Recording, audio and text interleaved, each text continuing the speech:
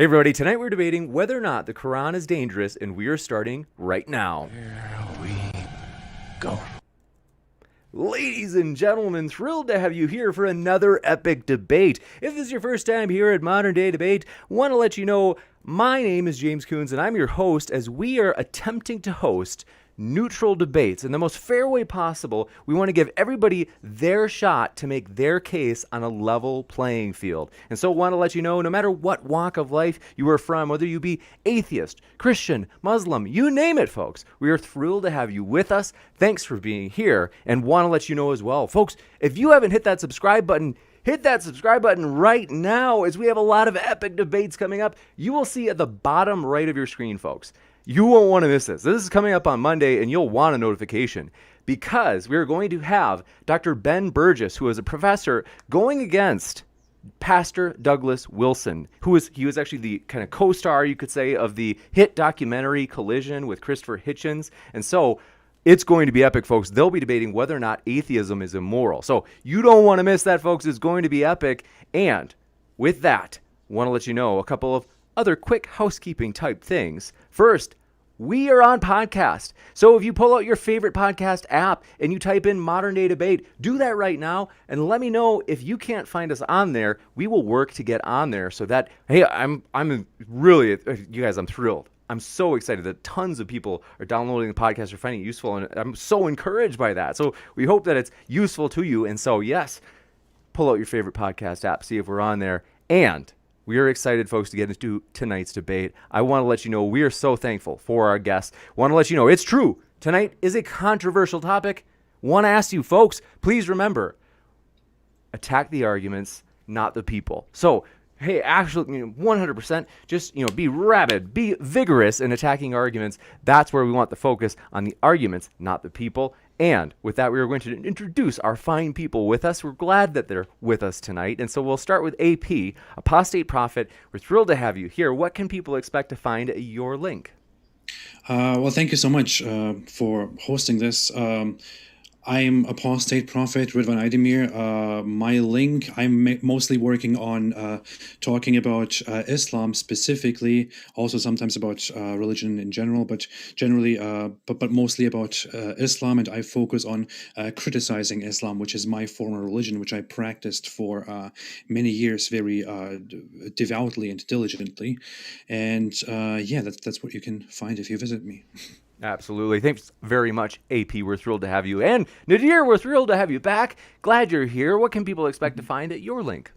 Well, you can probably get updates on the latest debates, which I'm having. I debate several different topics like Quran and modern science, some refutations to some people, and just basically some question and answers on Islam. So you could probably come to my YouTube page and subscribe to get updated on the latest debates. Absolutely. Well, thanks so much, Nadir. And with that, folks, want to let you know we are going to jump into the opening statements. I'll give you a quick gist summary on the format, and then we'll go right into it. So format is simple. We're going to have 10 minutes from each side in terms of their openings, starting with AP.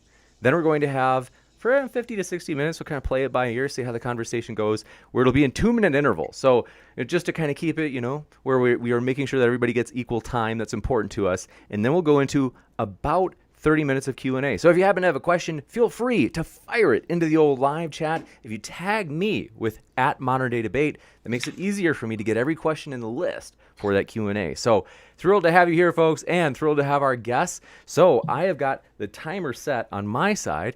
And so AP, when you are ready, the floor is all yours. Awesome. I'm going to share my screen quickly. We just figured that out that I can actually do it while having myself on the screen and that. But I hope it works. Okay, I'm starting. So first off, thanks to James and Modern Day Debate for hosting this important debate, and thanks to Nadir Ahmed for participating in this. Let me know if this looks okay and sounds okay. Okay, wonderful.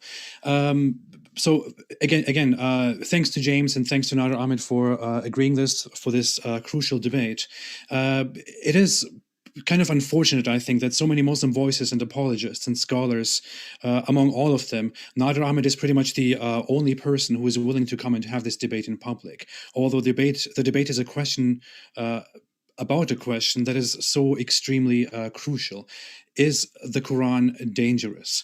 This is a question that is on everyone's mind. If you make a simple Google search, stay with me, for the most dangerous religion, you will see that Islam is here everywhere. You will find Islam immediately. That is not because Google tells us the truth about which one is the most dangerous religion. This is because this is on everyone's mind. This is the public perception about Islam. Isn't it interesting that we constantly talk about, when we talk about Islam, we constantly talk about how violent and hateful and intolerant and morally questionable it is? I mean, which other religion is constantly talked about as this violent, intolerant religion, this religion that we are supposed to be scared of, this religion that spreads so much terror in the world? The reason that Muslim apologists are not widely engaged in debates on this topic is not that they are not interested in the topic. No, on the contrary, Muslim apologists, scholars, voices everywhere constantly spend so many resources, so much of their time defending Islam, fighting Islamophobia, trying to explain that Islam is not dangerous and that we have all somehow misunderstood Islam. But they refuse to honestly talk to us to get to the bottom of this problem. And I hope that we can address this problem today. To me, a former Muslim who has basically committed social suicide by leaving Islam and criticizing Islam, the answer to the question is pretty clear. The Quran is dangerous. Islam is dangerous. Dangerous is an understatement. If you picked only a very few specific verses from the Quran, you could be introduced to the false impression that Islam is quite compassionate. Sorry, let me remove myself from here quickly. That Islam is quite compassionate, that it deals justly with the people of the scripture, which are the Jews and Christians. Or some Muslim apologists will selectively present Quran verses like one to you, which says that Muslims are not forbidden from being just and righteous towards those who did not fight them. But pay attention to the wording here. It says that Allah does not forbid you from being just and righteous. It doesn't say that you must be good to the disbelievers, that you must treat them equally, you must love them like you love yourselves. That would be indeed that would be very far from what the Quran really says and what the Quran really is about. So let me get to that. If you start reading the Quran, you will be very quickly introduced to the Quran's strangely hostile attitude toward the reader, the disbeliever, and everyone and everything. It starts with, within the first 2 minutes of reading the Quran, it starts saying that this is a book about which there is no doubt. And then immediately it starts bashing everyone who disbelieves. It says that those who disbelieve, for them is a great punishment. Allah will punish them. That they are deceivers who try to deceive Allah and deceive the believers. That in the hearts of disbelievers, or those who pretend to believe, there is a disease, and that Allah is increasing that disease. It says that the disbelievers are deaf, dumb, and blind, and that they will not listen and not obey. And this is only the beginning. According to different numbers, taken by different individuals and groups, the Quran deals in the majority of its content with hate, with disbelievers, and threats and hellfire. If you go further into the Quran, it describes those who do not believe in Allah, the disbelievers, as the worst of living creatures, or it describes the disbelieving Christians and Jews and the polytheists as the worst of creatures. This is directly mentioned in the Quran. I mean, just think about how awful and dehumanizing this is.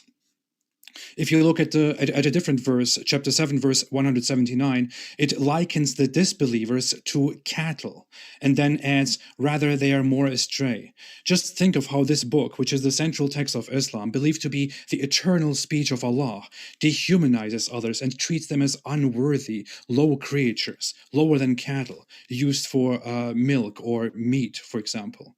I mean, the Quran refers to us disbelievers, you disbelievers, again and again as deaf, dumb, and blind, sick, deluded, dishonest liars, not to be trusted. And by us, I mean, I'm not including myself here because I'm an ex-Muslim. I'm someone who has left Islam. And for us, for people who have left Islam, Muhammad's words were very clear. Whoever changes his religion, kill him. Pretty clear. If we go on, we can see that the Quran says several times that the Muslims are not to befriend the Christians and the Jews, that the Christians and Jews are friends of one another, and whoever befriends them is one of them. And this is not about some specific historical context to which this is restricted. In no time during Muhammad's life were all Jews and all Christians together united at war with the Muslims and allied to each other. On the contrary, Jews were separate tribes in Muhammad's time and surrounding, and they were all eradicated by Muhammad under different pretenses. And this command not to befriend the Jews and Christians is not something random which you cannot find anywhere. This is directly in Muslim society. For example, here is an image, a picture directly taken from a bus stop in Turkey, which in Turkish presents this Quran verse. The Quran insults the Christians and Jews because it says the Christians worship the Messiah, Jesus, as the Son of God. It also falsely, strangely says that the Jews say Ezra is the Son of God, and it insults them and says, may Allah destroy them. But here, chapter 9, verse 29 is one of my favorite verses in the Quran. It says, fight those who do not believe in Allah or in the last day, and who do not consider unlawful what Allah and His Messenger have made unlawful, until they give the jizya willingly, while they are humbled. So the Quran basically sets a principle, a policy for Muslims universally on how to deal with the disbelievers, to fight them if they do not believe. The jizya, as strange as it sounds, is not a bodily fluid. It is actually a form of protection money taken from the non-Muslim people living in Islamic lands so that they may be allowed to live in Islamic lands under inferior conditions in return for protection money. If they do not pay the protection money, their life is not protected and they can be basically taken and killed without any consequences. Yeah, give me a second. So, and this is not simply something that is mentioned in the Quran. This order to fight the disbelievers and to rule over them was practiced in Islamic history from the beginning to the end, throughout Islam's spread to the world. In its fight against the disbeliever, Islam spread on the world map and applied this dhimmi system until the 20th century. And this is not something that I'm just saying. This is actually something that is mentioned in the Muqaddimah, which is a book written by Ibn Khaldun, one of the most prominent historians in the Muslim community. It says, in the Muslim community, the holy war is a religious duty because of the universalism of the Muslim mission and the obligation to convert everybody to Islam either by persuasion or by force. Therefore, caliphate and royal authority are united in Islam so that the person in charge can devote the available strength to both of them at the same time. The other religious groups did not have a universal mission, and the holy war was not a religious duty to them. And this is one of the most prominent Muslim historians. I'm seeing that I actually prepared much more than my time has left. But here is an example from Muhammad. Muhammad is described as the perfect example for Muslims to follow. And here is what Muhammad once said to his followers, very prominently known, a very popular hadith report about Muhammad. He said, I have been ordered to fight the people till they say, none has the right to be worshipped but Allah, and whoever says that, his life and property will be saved by me. And these are the words of Muhammad. You clearly see that the Quran is dangerous. Muhammad practiced it dangerously, spread it dangerously. Islamic history speaks for itself. The question is easy to answer, and I will further prove that within my responses to Nadir Ahmed in the next half hour or more. But the answer to the question is very clear. The Quran is dangerous. Dangerous is an understatement. All right, thank you very much. We will kick it over to Nadir. Thrilled to have you here as well, Nadir. So the floor is all yours. We'll give you an extra 10 seconds as well. And thanks for being here. I want to remind you folks, both of our guests are linked in the description. If you want to hear more, folks, you can. Those links are at the very top of the description waiting for you right now. So with that, Nadir, the floor is all yours. Thank you so much for that, Apostate Prophet. So the verse which he quoted, I have been ordered to fight the non-believers until they pay the jizya. So Apostate Prophet made this conclusion that, you see, Islam is violent, it's teaching to attack non-believers. But did you know that the Quran actually states only the people who are not peaceful? You didn't know that, right, Ridwan? It states that in the Quran. So there's a lot more than that. He said basically that, the Quran teaches that you don't have to be good to the disbelievers. It also explicitly states in the Quran, you must be good to the disbelievers, and we'll get into all of that today. Now, he was zigzagging, going from the Quran to the Hadith, going to different commentaries. And in that zigzag, what he's doing, he's trying to cover up a problem. 95% of what he stated is actually not in the Quran. For example, he said Islam teaches to kill the apostates. This is not in the Quran. Nevertheless, I do want to talk to you about that, and we can clear up your confusion on that as well. So then he said he felt insulted by Islam, by some of the statements. But that's not what we're here to talk about, whether you feel insulted or your feelings got hurt. Okay, we are here to find out, is the Quran dangerous? So let me share my desktop over here. And let me make it basically show you exactly where in the Quran it says you only wage war against those people who are not peaceful. So let me go ahead and share my desktop over here. So I know this might be a little bit small for you, but we're going to look in the reasons for warfare. You're going to find they're all noble in the Quran. We also find in the Quran, it specifically says you do not fight innocent people. And then we're going to look and see peace. That Islam clearly teaches you don't fight peaceful people. So we're going to go get into all of this. But before we do that, I actually had a discussion with a guy named David Wood. And so we had a little discussion on this. In fact, if I could find out where my little thing here is. I can't find it. But anyways, and unfortunately, that video, basically, there was a video clip in which me and him were in that. However, that right here, I'm sorry, I lost my thing, in which they claim that I have changed the topic. I want everybody to understand one thing. This is a hoax. Our debate was deliberately edited to make it look like I changed the topic. You can listen, you can go to my YouTube page, look at my response, and I hope that nobody will deliberately edit this debate in that same kind of dishonest manner. So, okay, I just wanted to throw that out over there. So let me go ahead and let me show you where in the Quran does it explicitly state you do not fight peaceful non-believers. This is the 491 spot check, chapter 4, verse 91. It says over there, you will find others who want security from you and security from their people. But whenever they are tempted into civil discord, they plunge into it. Now, this is very important. Listen to this. If they withdraw not from you, nor offer you peace. Did you see that? Please underline that statement if you have the Quran. Nor offer you peace, nor restrain their hands. Seize them and execute them wherever you find them. Did you see? So it's not just a one-time killing. So the Quran is clearly teaching you don't kill. It doesn't say innocent civilian. That word is not in the Quran. But a definition of what an innocent civilian is in the Quran. Again, what is that definition? If they do not withdraw from you, nor offer you peace, or restrain their hands from fighting you, then it says you can kill them and seize them wherever you find them. So it says, and we have made for you against them a clear authorization. What is this authorization? 929, go out and fight. So the Quran makes it very clear from this definition, you do not fight, you do not basically kill innocent people, and you do not fight peaceful people.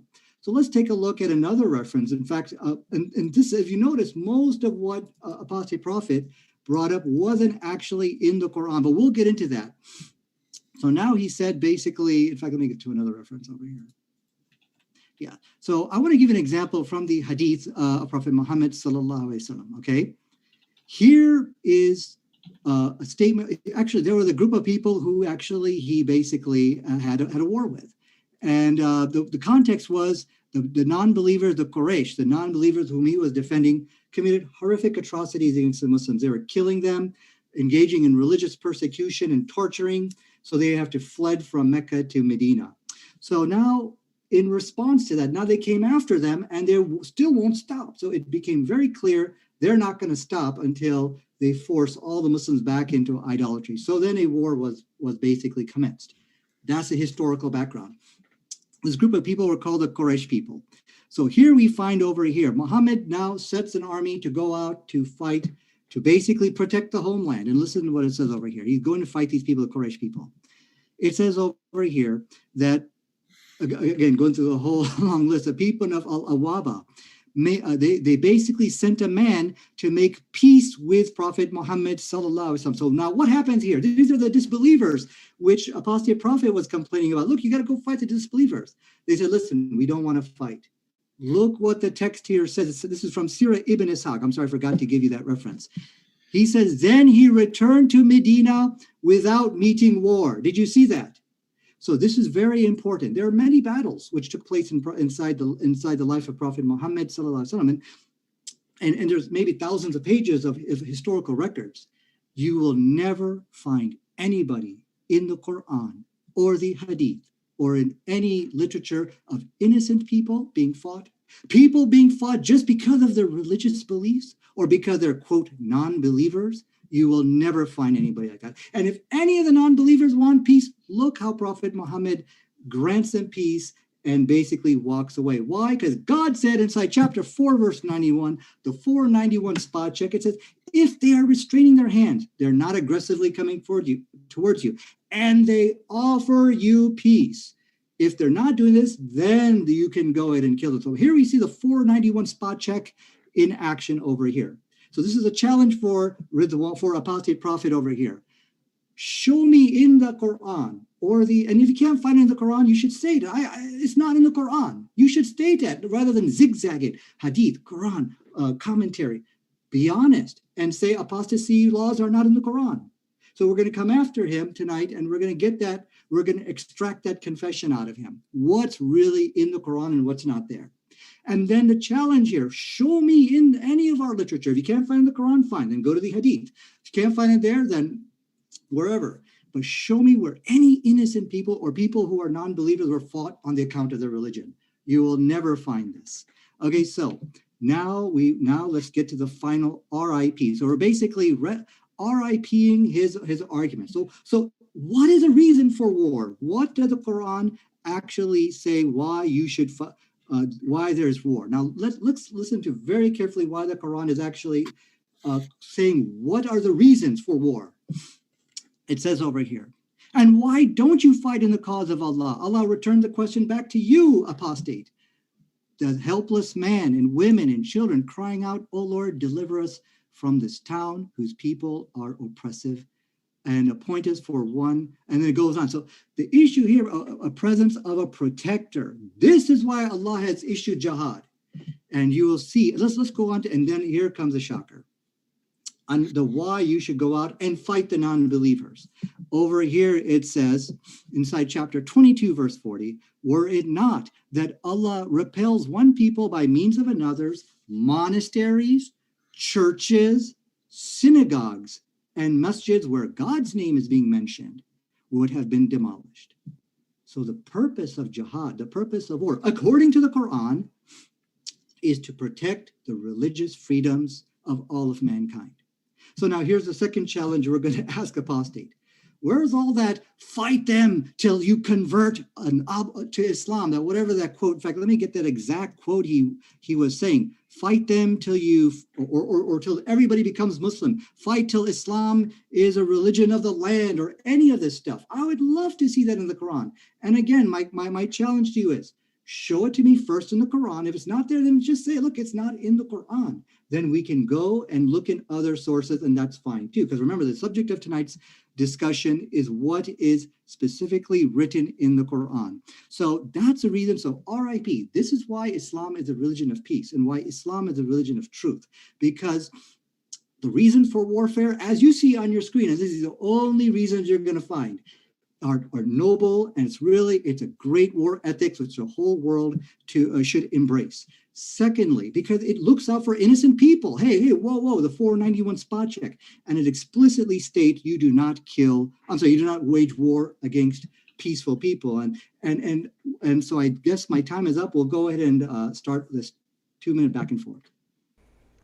Thank you very much, Nadir. What we will do, folks, is want to let you know, as Nadir had mentioned, we will have 2-minute intervals. And during that time, the speakers will give each person their chance to make their response. And so want to let you know that will be very controlled. And also want to let you know as well, folks, we are very excited to let you know, yes, in case you hadn't heard, folks, we are pumped about this Monday's upcoming debate on whether or not atheism is immoral. So that should be a juicy one. Don't forget to hit that subscribe and notification bell for that one, you guys, and that's pictured at the bottom right of your screen. So with that, thank you so much, gentlemen. We are going to kick it into those 2-minute intervals. We'll start with AP. The floor is all yours.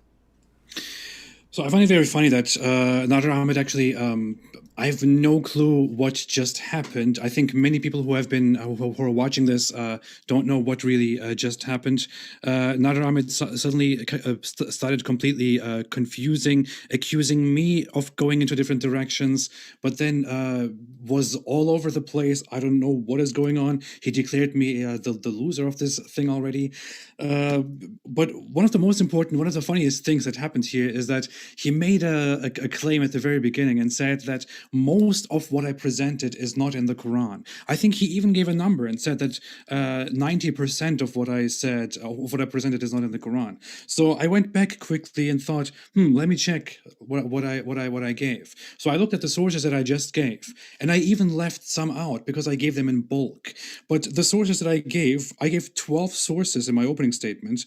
Of those 12 sources, 9 of them are from the Quran, 2 of them are from the Hadith, which are reports about Muhammad's actions and words, and 1 of them is from a Muslim historian, and I specifically specified that those are from Muhammad and from the historian. So, to be very specific, if you want a percentage, Nadir, 9 out of 12, which means over 75% of the sources that I've given you were actually from the Quran. So I don't know why we're starting this with such big dishonesty. I understand that this topic makes you uncomfortable. He asks for proof that the Quran says to fight the disbelievers and to convert them to Islam, and yet I have given it directly. In chapter 9, verse 29, it explicitly says that one should fight those who do not believe in Allah and His Messenger. It doesn't say fight those who are cruel or unlawful or whatever. It says fight those who do not believe in Allah and His Messenger and who do not make unlawful what Allah and His Messenger have made unlawful until they are humbled and they pay the jizya. Those who do not believe, not those who are evil oppressors. Nadir. That's 2 minutes. Thanks very much. We'll kick it over to Nadir. Yeah, let me first clarify. I didn't declare you the loser already. Okay, so let me go ahead and share my desktop over here. So, and we'll get down to we'll get down to the bottom of what's going on over here. So I am going to challenge you here in front of everybody. I gave the reasons why you should fight the non-believers. Chapter 9, verse 21. Why should you do it? It's specific, and I gave the reasons, chapter 4, verse 75. What is wrong with you that you fight not in the way of Allah for those who are the oppressed? And it goes on like that. Here's my question for you. Take 30 seconds of my time. Do you see anywhere in the Quran where it says fight them because, let me make that in bold. There you go. Because all non-believers must be conquered and become Muslims. Is there any verse that you know of like that, Apostate? Take 30 seconds of my time. It's very funny. The Quran explicitly says, I repeat, the Quran says in chapter 9, verse 29, fight those who do not believe in Allah and in the last day. Fight until they pay the jizya. Fight those who do not believe in Allah and Muhammad. And I gave as supporting evidence to that Muhammad, who says, I have been commanded to fight the people until they say... We'll get into that. Okay, that's my 30 seconds. I'll only give you 30 seconds, Apostate. Sorry about that. Okay, look, we'll get into that. Why the Quran saying and fight the non-believers? We'll get into that, and I'm not running away from that. I thought you were giving me the rest of your time, so I can speak. No. My question to you, again, I'm going to challenge you. Where in the Quran, because it gives reasons why you should fight the non-believers, but where in the Quran did it say fight them because non-believers must be conquered and or any of the nefarious reasons? So you tell us, so the verse 929 tells us who to fight the non-believers, but why? My question is, in the Quran, it gave many good reasons of why you should engage in warfare. I will ask you a second time, where does it say to fight, to spread Islam, or to convert, or any verse like that in the Quran? Give me the verse. All right, Thanks. We'll give 2 minutes for AP. Thanks very much.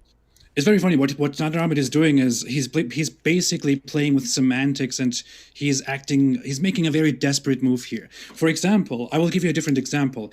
He mentioned before to me that the order to kill apostates like myself is not in the Quran. I agree. I never said it is in the Quran. I said at the beginning it is in the Hadith. It is Muhammad's word. Muhammad says, kill those, whoever changes his religion, kill him. Now, Nadir Ahmed asks me to provide him with an explicit Quran verse which says, kill disbelievers because they do not believe and make Islam superior. He wants this to be spelled out instead of simply accepting the statement, kill those or fight those who do not believe.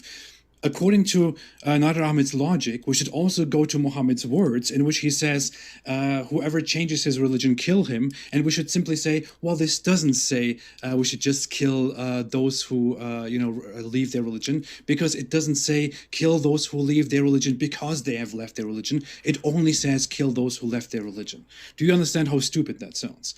I mean, the Quran very clearly says, fight those who do not believe in Allah or in Muhammad and the last day, and who do not implement Islamic laws. It says fight them. In the supporting evidence, the Hadith, I showed it before, Sahih Bukhari 2946, Muhammad explicitly says, I have been commanded to fight the people until they testify that there is no God but Allah and that I am his messenger. So this is his mission, to fight the disbelievers and convert them to Islam, which means fighting and turning them away from disbelief. Converting is to Islam through war. We don't need it spelled out because they disbelieve. Thank you very much. It sounds like that's his 2 minutes. We'll kick it back over to Nadir. I'm sorry. So if you notice what's happening, he's going into the issue of apostasy, and we'll definitely discuss that. And he admits this is not in the Quran. Then he says, he gave some other references. All of them are not in the Quran. Why? Because he's running away. You see, this is a very legitimate point here. He's saying, well, why should it be explicitly spelled out? It's stupid. You see, why should I ask for it to be explicitly spelled out? Well, the reason why is because we want to know what the Quran teaches and what it really doesn't. Because you see, here's why I'm holding you to that standard. Because when I said, look, in chapter 4 verse 75, it gave a reason why you should fight. It was explicit. I didn't give any interpretation or anything like that. And fight in the cause of Allah for those who fight you, but do not commit aggression. Okay, so this is a reason why Islam teaches to fight. That's explicitly written in the Quran. What is not in the Quran, and you might think, well, it doesn't have to be explicitly written because the word fight the non-believers is there. Okay, fine, but it looks like from what you are saying, apostate prophet, fight, we can agree tonight that if you are looking for something in the Quran which says fight to spread Islam, fight until they all become Muslim, and fight and you must convert them or kill them. These are not explicit teachings of the Quran. If we can agree on this, then we can go to 929 and look and see, why does it say to fight the non-believers? Why is it worded like that? Can we agree on this, and so we can move on? Because I'm looking for this stuff in the Quran and it's not there. Can we agree on this, apostate? It does not explicitly state that in the Quran. All right. It sounds like you're giving your go take 20 seconds of my time. Can we agree on this so we can move on? You got 10 seconds or so, but apostate, I'm challenging you again. Where is that verse? I don't want to go into your time. Make your 2 minutes and then... Okay, so again, I'll ask you explicit verses in the Quran which states exactly what you see on the screen. Gotcha. And we'll kick it back over to AP. It's very funny. I'm starting with it's very funny again because it is very funny. It's too hilarious. I just can't resist. But Nadir Ahmed is actually twisting Quran verses here to make it look like the Quran forbids Muslims from fighting aggressive wars or aggressive battles, because that is not really what that Quran verse says. The Quran verse which he showed, for some reason, he only shows the chapter. He doesn't really show what chapter and verse it is. He doesn't really go into the source itself. But what the Quran verse, chapter 2, verse 190, in reality says is, fight in the way of Allah against those who fight you, but do not transgress, because Allah does not love the transgressors. It does not say do not fight aggressive wars. It does not say do not declare wars. What it says is do not transgress. Do not transgress your limits. And this is a matter of morals. It is so if I look into the exegesis of the Quran, for example, in the exegesis of Ibn Kathir, who presented one of the most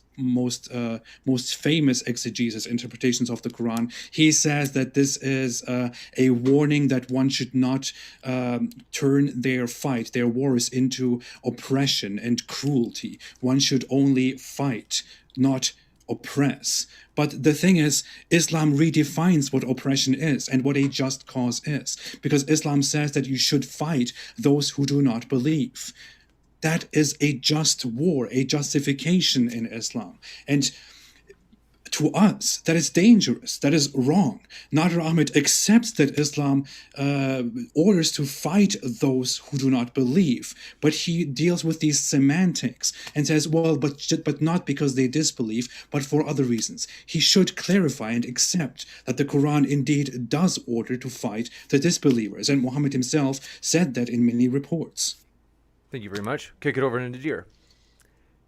So as you can see, there's a saying, you can run, but you can't hide. He's running away from the fact that in the Quran, it gave many reasons why you should fight. Let me first address his canard about fight those who do not believe. It's already been refuted. I showed you a group of disbelievers who were the Quraysh, okay? He went to go fight the disbelievers. Why? Because, of course, they're committing terrible acts of aggression against them. When they said, listen, go find somebody to go make peace with Muhammad, did Muhammad continue fighting them? No, the text clearly said he then went away. Once you offer peace, because God said inside chapter 4, verse 91, if they offer you peace, paraphrasing, you don't fight those people. So the Quran makes it very clear. Disbelievers who are peaceful people, you don't fight them. And by the way, going back to the story which I showed you about the Quraysh, those were not peaceful people. These were the Quraysh who were engaged in fighting against the Muslims. So their whole, let's just make peace, when they brought that guy out to do it, it's all a farce. It's all a hoodwinkle. But this is the level of, you could say, commitment to peace, which Islam has. And even the guilty people, because in most world wars, they will kill those people because they're the enemy Quraysh. You can just because you drop your weapons, you'll be taken as prisoner of war. But look at Muhammad sallallahu alaihi wasallam. He walked away and said, fine. In Islam, you will never find peaceful non-believers being fought. I will return back to my question, Apostate, because you've been running away and I need to confront you on this. Where in the Quran does it explicitly say, fight to spread Islam? Fight because they are non-believers. You should just be honest with us tonight and tell us these, if you're looking for these explicit statements in the Quran, it is not there. Now, can you just be honest with us? And just admit this is not in the Quran, so we can now move on. And we can talk about apostasy and all these other issues. Please, Rizwan, be honest with us. Go ahead. I think Nadir Ahmed has just a big problem that he doesn't really know how to defend the Quran. He doesn't really know how to defend Islam. It is unsurprising to me that he's the only Muslim apologist who is actually willing to come here and to have this debate. He does it because, I don't know, he's pretty confused, and he believes in simply ignoring so many pieces of evidence, twisting Quran verses, as we have just seen, which he has completely ignored too. He has made no further comment about that, and he simply wants me to accept something which simply is not true. He wants me to come to a conclusion with him, a conclusion that he has, but a conclusion that he cannot back up. I mean, I don't think we need to further argue this. The Quran clearly says, fight those who do not believe in Allah and Muhammad and the last day. Muhammad explicitly says, I have been commanded by Allah to fight the people until they testify that Allah is God and that I am his messenger. It explicitly says so. But Nadir Ahmed still wants me to find a verse which says, fight the disbelievers who do not believe in Allah and his messenger because they do not believe that Allah is God and that Muhammad is his messenger. Fight them because they are not allowed to believe in that, and because our religion is a very cruel and very aggressive and very violent religion. Please oppress the people. Please do that. I'm sorry, Nadir Ahmed, I cannot find such a verse, but I can find a verse which says, fight those who disbelieve. And I can find a verse which says, fight until there is no fitna, fight until the religion belongs only to Islam. I can find a verse which says humiliate them. I can find all these verses. I can find verses which degrades and dehumanizes the disbelievers, which you have completely ignored, lying about it, saying that I took those from different sources. Go ahead. Time. Thanks so much, Nadir. Okay, so I believe he has conceded in tonight's debate in a mocking way. You will not find in the Quran anywhere where it teaches to fight them because they are non-believers, fight to spread Islam. So when you go to the Quran, you find only noble reasons to fight, which are to protect people. This is what the Quran is teaching. Chapter 4, verse 75, which is, I don't know where it is. Okay, right over here. And then chapter 22, verse 40. Many Christians are surprised that churches, mosques, and synagogues are actually mentioned in the Quran. Why? You should fight to protect that, because that's where God's name is being revealed. Chapter 22, verse 40 of the Quran. These are the reasons the Quran teaches you to fight. So thank you so much for admitting tonight that these things are not in the Quran. Now, here's why it's important. This is an article from the Jacksonville Times, Florida Times Union, I'm sorry. Look what it says over here.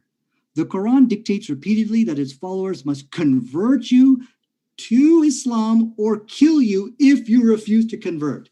But we all know this is all baloney. From the testimony of Ridwan, or Apostate Prophet, this is not in the Quran.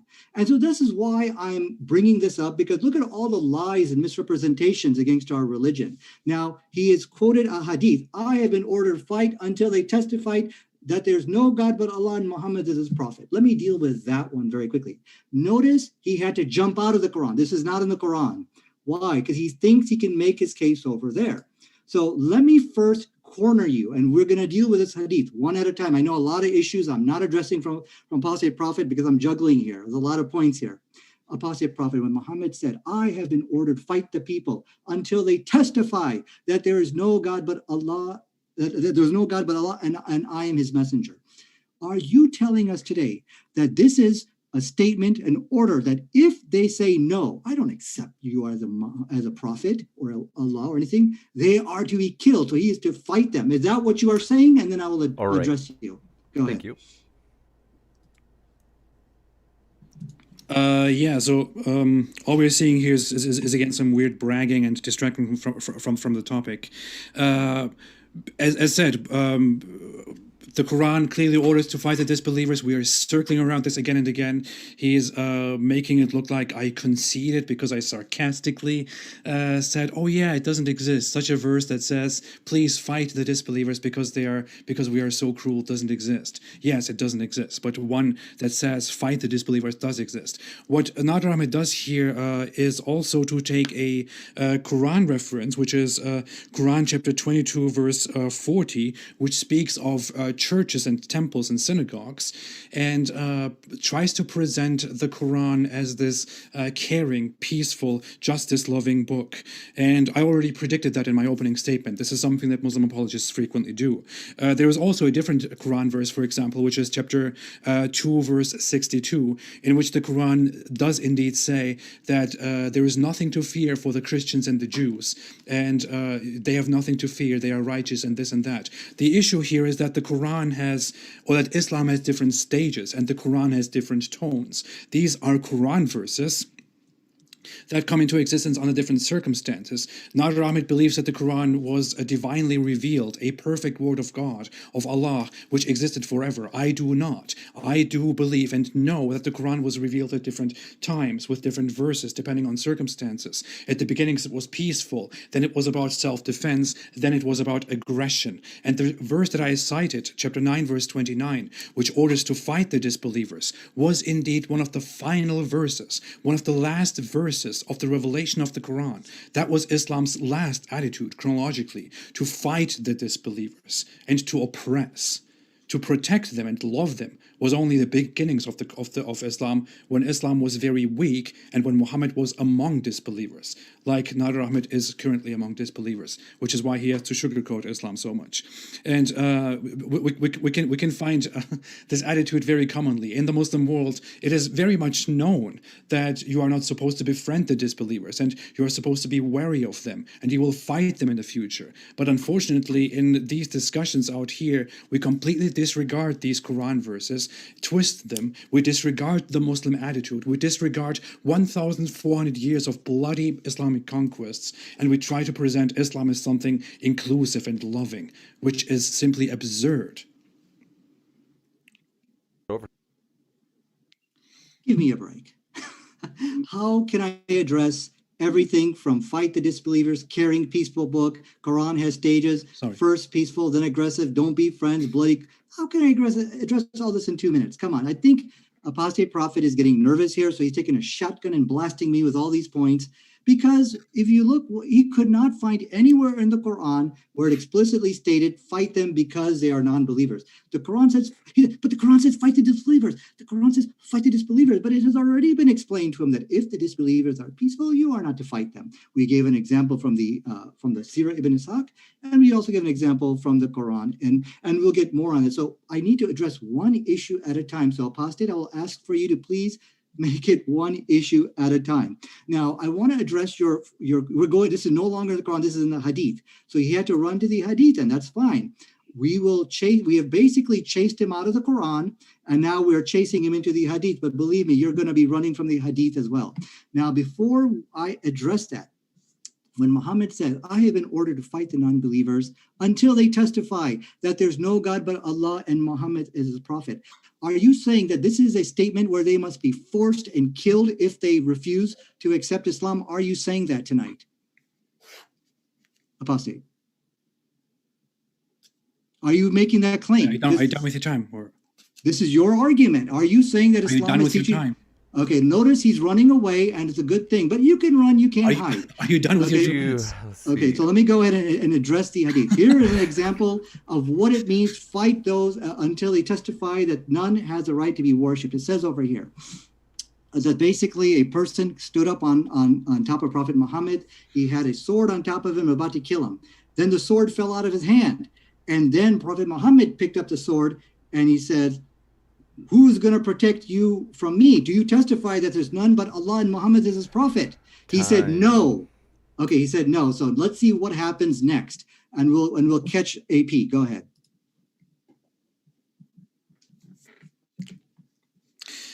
I don't know why we keep going around and doing this game where we accuse the other side of running away and losing and getting confused and this and that. And Nadir Ahmed keeps doing that all the time. I gave him only 9 verses or 9 Quran verses, and he treats it like I bombarded him with 200 different Quran verses, which he doesn't have the time to respond to. I mean, we're simply dealing with basic sources, Nadir Ahmed. I don't know what is going on. But here is another misrepresentation that Nadir Ahmed makes, which is that the Quran and Islam does not deal with people on an individual basis. Islam is not an individualist religion. It is not a religion that decides how to treat people based on the individual. It doesn't make rules based on that. Islam is a religion where you are one nation. You are not just you. You're not just a person. Muslims are one nation, and the non-Muslims are one nation. Is something that Muslims say very frequently. This is a very common Muslim slogan. When it talks about confronting and fighting the disbelievers who do not believe in Allah until they believe in Allah, what it says is not to find individuals on the street and force them to believe in Allah. What it does, what it says is to confront tribes, confront groups of people, and offer Islam to them. And if they refuse Islam, and if they reject Islam and condemn Islam, to then fight them. In fact, there is a hadith which I might pick up if I can focus on that right now, in which Muhammad explicitly says that if you confront your enemies, your enemy tribes, you are supposed to stand in front of them and give them three options: accept Islam, become subjects and pay protection money, or die. Those are the options, or they can run away. That's the fourth option. So here it gives them options, right? We'll probably go back into the nitpicking and say, well, it does give them options in the end. They can just die. Thanks much. We'll go to Okay, Nadir. thanks. So remember what I said, you have to be honest, apostate prophet. I don't mind addressing all these points here which you're raising. You should be honest that you give them three options: confront and the tribe, a group of people. If they refuse, condemn and fight them. You have to be honest with people and say, this is not in the Quran. Can you take 20 seconds of my time and admit to everybody whatever you're stating is not in the Quran? Go ahead, please. Take 20 seconds. I already said it is not in the Quran. Stop nitpicking, please. Okay, so you see, we've chased him. I already said it is not in the Quran. I already said it is in the Hadith. Please stop making it look like something it is not. And don't give me your time. Be done with your time and I will come to mine. Okay, let me go ahead. All right. So as you can see, he's being chased out of the Quran. He cannot make his case from the Quran, from the text of the Quran. Let me finish my initial point. It says, I have been ordered to fight until they testify there's no God but Allah. So look what Prophet Muhammad says over here, finishing my initial point. There's a lot of points here, guys. I'm sorry I'm not catching everything here. Okay. So then the sword drops out of his hand. He raised up the sword and Prophet Muhammad says, do you testify that there is none worthy of worship but God and I am his messenger? The guy said, no. So what does happen? Does he kill that person? Look what it states over here. He says, but I promise I will not fight against you, nor shall I be with those who fight against you. The Prophet let him go. He was not killed. Did you see that? Muhammad sallallahu alaihi wasallam let him go. He went back to his companions and said, I have come to you from one of the best of mankind. So just because again, this is not all in the Quran. We've chased him out of the Quran because he can't make his case from the Quran anymore. He's going into the Hadith, and we could talk about that. We could talk about apostasy, but I need you to go back into the Quran because that's what this topic is tonight. And just be honest with people and say that the arguments which I'm raising, you're not going to find them in the Quran. They're in the Hadith. So, okay, so now let me go ahead in my brief 20 seconds, ask you to come back in the Quran, make your case from there. If you can't find it, then go to any other place. So we agree that, the Quran clearly teaches, okay, fight the disbelievers. That text is there. But when you look at the Quran, making it clear, not people who are peaceful, and it makes it also very clear, the 491 spot check, then we see not peaceful people. Please refute that. Go ahead. What's very interesting is that I point out something that exists in Islam, something that Muhammad explicitly said, and something which the Quran explicitly says. As a response to refute that, Nadir Ahmed then goes on and tries to find one specific incident which seemingly where this rule was seemingly not applied, and then he uses that specific incident to prove that what I just said and explicitly backed up, clearly showed is actually not true. This is similar to, let's say we're talking about a serial killer. Somebody who has killed 12 people within the last 1 year. And this guy has admitted that he's a serial killer. and that he simply likes to kill people for pleasure. That's what he does. Now we're talking about this guy, and we're talking about how he likes to kill people, and he just kills them because he likes it. But then Nadir Ahmed comes in and says, "But hey, guys, I have to tell you something. I don't think this guy is a serial killer, and I don't believe that this guy is a serial killer, because there was this one incident where he had this confrontation with this one guy, and he had the option to kill him, but he didn't kill him. Therefore, this guy is not a serial killer. Case closed." That is basically what Nadir Ahmed is doing here. The Quran says, fight the disbelievers until they are humiliated. The Hadith say, fight the disbelievers until they convert to Islam. The Quran says, fight until there is no fitna, no corruption, until the only religion is Islam. We have these verses, but he says, well, in this one incident, Muhammad didn't do that, so therefore, that must not be true. I mean, this is just beyond absurd. It's childish. Please. Thank you very much. We'll kick it over to Nadir for 2 minutes. So it was, as you can see, we're chasing him out of the Quran. He's going into the Hadith, but you're not gonna find any refuge over there. He's saying, I'm just finding one instance where this thing happened. I challenge you here tonight in front of everybody. Where in the Quran or if it's not in the Quran, then admit it's not in the Quran. Number one, be honest with people, okay, and just admit these things are not in the Quran. And if it's then say it's in the Hadith, that's fine. And show me in the Hadith where any innocent, or you could say any group of non-believers were fought, who were peaceful, they did nothing to nobody, and they were just attacked and fought. And give me chapter, verse, and reference so we can look it up right here. Just like I am doing the same for you. Everything I have is documented with references. So I want you to take 20 seconds of my time. And you accuse me, I'm just cherry picking some peaceful things out of the Hadith. I'm going to confront you on that. Okay? Nowhere will you, I'm going to challenge you right now. Where were people fought just because of their religious belief? They're peaceful people. Where is that? Go ahead, take 30 seconds of my time. I take that as the beginning of my time, and I will speak for... No. I still got... take 20 seconds of my time, because I still got some time after that. No, Go ahead. I don't... Where is that? Where is that? When you're done with your time, I'll take my time and talk. Why don't you want to answer me? If there's something like that, you should just admit it. Where is it? I am answering you in my own time. So as for your text, which you said, fight until they are humiliated, that is a fabrication. I'm going to confront you on that. That's not what the Quran says. You said, fight them until there is no more fitna, which is referring to religious persecution and other terrible things.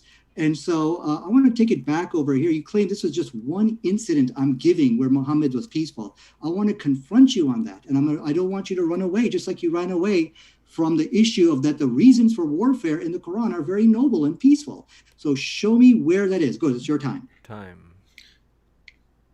All right. Okay, I'm going to correct my big mistake and say Nadir Ahmed does not just have one incident with which he tries to refute the general rule that everybody can clearly see and accept. No, he might have 2 incidents or 3 incidents where something seemingly didn't go the way as is prescribed in the Quran or the Hadith.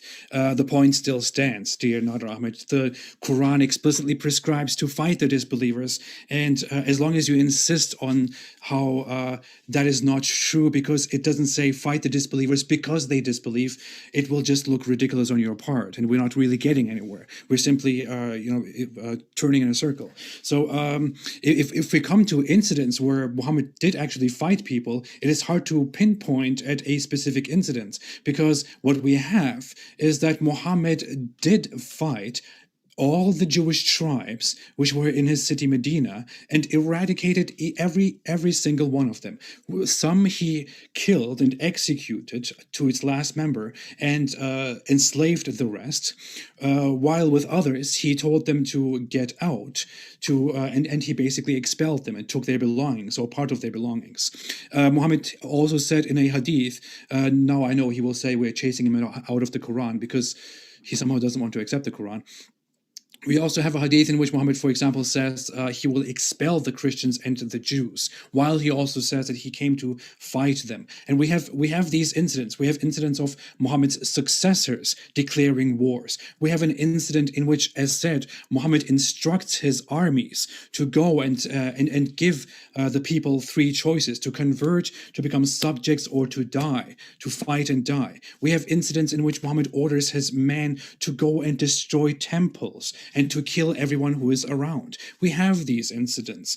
The issue is that incidents are not what we are talking about. We are talking about the general order, which is directly in the Quran. Kicking it over to Nadir. Yeah, so he is, as you can see, we've chased him out of the Quran. He said, fight all the Jewish tribes, eradicate every single one, enslave the rest. He expelled them. And he goes on, he gave them three choices: fight or die. You do admit, Apostate, none of this is in the Quran. Can you admit this tonight? Did you give chapter or verse for anything you're talking about? Apostate, is this stuff in the Quran? You're giving me 10 seconds of your time again. Just answer the question. Notice he can't answer the question. I explicitly said this is not part of the Quran. This is part of this. Come back into the Quran. Because you're asking me for incidents. Okay. That's not what we're doing. That's 10 seconds. Thank you. Drama. Okay. Stop distracting. Okay. So see, tonight's debate was what the Quran says about non-believers. This is what you were invited to talk about, and you are not anywhere in the Quran. As for your false information that he eradicated every single Jewish tribe, this is complete fabrication, and now you're making up things. I will give you an example of a Jewish tribe which was not eradicated. Banu Jaf. If you read the Charter of Medina, it lists all of the tribes of the Jewish people. Only like 4 of them were fought, and it specifically says in the Charter of Medina, no Jew will be fought on account of his religion. It is clearly stated there, and we can also look at that text if you like. So again, this is not really the topic. And so most of what he's saying, I want people to ignore and throw away, because he did not give you any reference. It says fight or die, 3 choices. This is another fabrication which he has invented because he cannot make his case from the Quran. But I go back to my original challenge, and notice he's running away. Where in all of the Quran, if it's not in the Quran, say it's not in the Quran. If it's in the Hadith, then say, okay, well, here it is. Where are any innocent, peaceful non-believers fought? Stop running away and answer the question. Go ahead, time is yours. Nadir Ahmed continues to do this thing where he wants me to present proof that a specific source says explicitly these people were fought, or we should fight these people because they disbelieve, and that's why we are fighting them. I already said the Quran clearly has this order. I say it again and again. The Quran has the order to fight the disbelievers. Muhammad has the explicit statement. In fact, I should have remarked this. The hadith, I say hadith. Please don't tell me I'm running away from the Quran. I don't even understand the whole sentiment of we should be sticking to the Quran. Why are we running away from the Quran? The Quran is not a singular thing by itself, which Muslims practice exclusively. The Quran is the holy book of Islam that Muslims are inspired by. The Quran itself points at Muhammad as a perfect example. So it is completely normal that we also additionally give evidence from Muhammad's life and from Muslims who were inspired by the Quran and the Islamic State, which followed from Muhammad, which was begun by Muhammad. But let me tell you something. Speaking of Jewish tribes, since we have gotten into that, Jewish tribes, there were several of them. It is right, Muhammad did make an agreement when he first came there, because the Jewish tribes were more, and they were quite dominant, quite intimidating, that people should protect each other. But he found different reasons to fight every single one of them. One, he fought because he accused them of treason, which is not something that we can back up. One, because he said that they were preparing to betray him, and then he eradicated them. One, because of an internal fight, and then he eradicated them. He coincidentally found reasons to fight all of these Jewish tribes. And funnily enough, Nadir Ahmed comes here and says, well, one Jewish tribe was not eradicated. Thank you. Kick it over to Nadir, and I would say we have a few more rounds left before we go into Q&A, folks. So thanks so much, and Nadir, floor is all yours. Allahu Akbar, Allahu Akbar. We have successfully chased apostate prophet out of the Quran. He's talking about Jewish tribes, and he's conceding to the point. I cannot make my case from the Quran, which was the topic of tonight's debate. Allahu Akbar. Thank you. He keeps talking about fight the disbelievers, and we asked him, where even in the hadith do you find any innocent people? Then he started making things up like, oh, well, he just found different reasons to fight people. Did he give you any reference, any text, or anything which we can back that up with? Nothing. Let it show for the record that he is just making up stories. Now, without further ado, let us go and see the importance of why the Quran made it clear that you need to fight the disbelievers, because God said inside chapter 22, verse 40, that we need to fight to protect the religious freedoms of the of the people. And this is the reason why. If I'm going to get to my reference here, why Allah said to basically fight the disbelievers. We've already given it to you. So the Quran is accusing the disbelievers of being the people of persecution. They're the ones who are committing horrific atrocities like you see right here in front of your screen right here. This is the born-again spirit-filled Christians, Heraclius, inside the land of Syria. I'm paraphrasing here. Please, you got my references. Just please hit pause on the YouTube because I gotta go very quickly here. Here he declared that all the Jews must be killed and exterminated. And then look what this is quoting from the Jewish Virtual Library. We're seeing chapter 22, verse 40 in action here. Look what he said. After the Christians declared and started this terrible persecution, it says, it looked like an end for Judaism in Judea. However, things were going on into the Arabian desert, which within 7 years would change the picture of the Near East and of the whole world. What was going on in the Arabian desert? You got it. Chapter 9, verse 29. And fight the non-believers until they are subjugated, saving the Jews from the genocide of Christianity. How do you explain that? We'll switch it over to AP. We're not getting anywhere, but can you please stop the screen sharing? Oh, sorry. So we're not really getting anywhere with this. We just keep turning around the same thing. But what I find very interesting, this is almost meme-like, is Nadir Ahmed tells me or asks me to present him proof from the Hadith that this and this happened. I then present him a proof from the Hadith or from biographies, and then he says, Allahu Akbar, we have chased him from the Quran. We have chased him from the Quran because he can't find anything in the Quran. Well, you have just asked me to present something from outside the Quran. I then present something from outside the Quran, and then you say, wow, we have chased you away from the Quran because you can't find anything. I mean, this is how ridiculous this debate is really going. Funnily enough, he does this deceptive thing again, where he's giving a specific incident. The Quran, chapter 22, verse 40, refers to Muslims who have been evicted from their homes, persecuted, driven out of their homes in Mecca. This is actually a reference to the early history of Islam. If I knew we would go into that, I would love to go into that, because this is actually something that Muslim apologists frequently do. They misrepresent Islam in front of audiences who do not know the history of Islam. Muhammad started preaching in Mecca, preaching in a very hostile way, insulting the religion of his polytheist people, his ancestors, the people around him. They had fights. They eventually wanted Muhammad to leave, started persecuting them. Muhammad then declared war on them afterwards because they persecuted them. So this is one incident where the Quran says they have persecuted you, fight them. And Nadir Ahmed thinks that this is sufficient proof that the Quran only wants you to fight those who have persecuted you, when we have clearly seen that the Quran says, fight those who do not believe in Allah or in the last messenger. So we are again completely misrepresenting sources here, Quran verses, to make it look like those verses which say fight the disbelievers don't actually say that. They only say fight them because they have persecuted you. We don't have such proof, Nadir. We have clear proof that verses condemn the disbelievers and order Muslims to fight them because they are disbelievers. It doesn't matter what kind of incident you pick out. And thanks very much. Last section or interval, Nadir. Okay, so let me go ahead and share my desktop, because he misrepresented chapter 22, verse 40. He says this is only referring to the Muslims who are being attacked. That is not true. Look what it says over here. It said, were it not that God repels one group of people by means of another, monasteries, churches, synagogues, and mosques where God's name is being mentioned would have been torn down.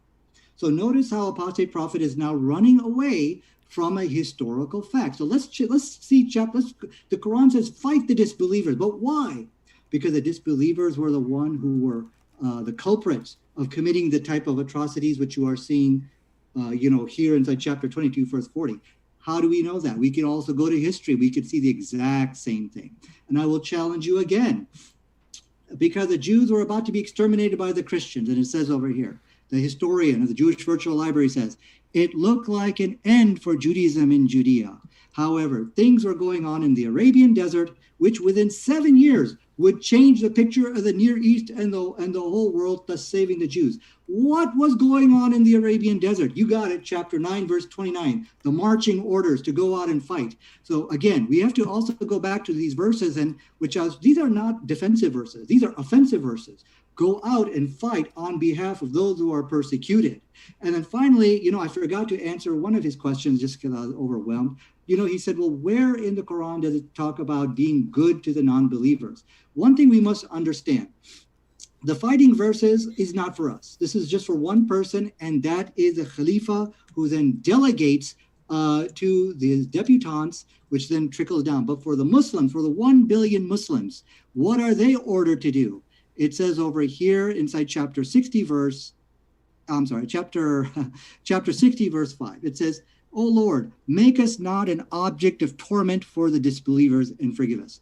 God says in the Quran, pray that you never become a trial, a fitna for the non-believers. 2 minutes. We are ordered to be good to all non-believers. We have to wrap up with that. So, want to say thanks very much, everybody. And it's just getting warmed up, folks. We've got plenty more where that came from. We're going to jump into the Q&A, and we are very excited for this. So thanks, everybody, for your questions. Thanks just for being with us, folks. If you've enjoyed this debate, hit that like button. If it's been a pleasure, as it has been for me, we're going to jump into it. This first one coming in from, appreciate your support. Let me make sure I pronounce. Spider the Ateo, appreciate your super sticker. And Wolf Von Hinslick, appreciate your question asked.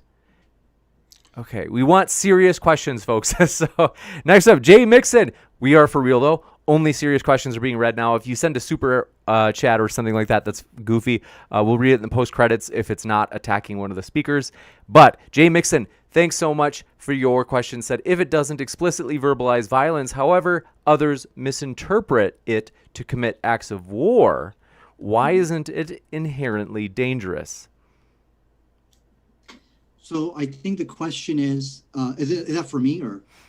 It is, and I'll read it one more time because it is a little bit. So they said, if it doesn't explicitly verbalize violence, however, others misinterpret it to commit acts of war, why isn't it inherently dangerous? Because, well, first of all, let me make it very clear what the Quran teaches. I'm going to share my desktop over here. The verses which talk about violence, this is not for the 1 billion Muslim people. This is just for the Khalifa, who then delegates to the Muslim army. What is explicitly for us as Muslims to follow, because remember, apostate prophet said, it doesn't teach to be good to the non-believers. Yes, it does. In the Quran, it says, O Lord, make us not an object of torment to the disbelievers. We are to be good to them. And so let's look at what the Quran explicitly teaches. It says over here, it says, when he said Mu'adh ibn Jabal, he says, treat the people with ease. Don't be hard on them. Give them good tidings.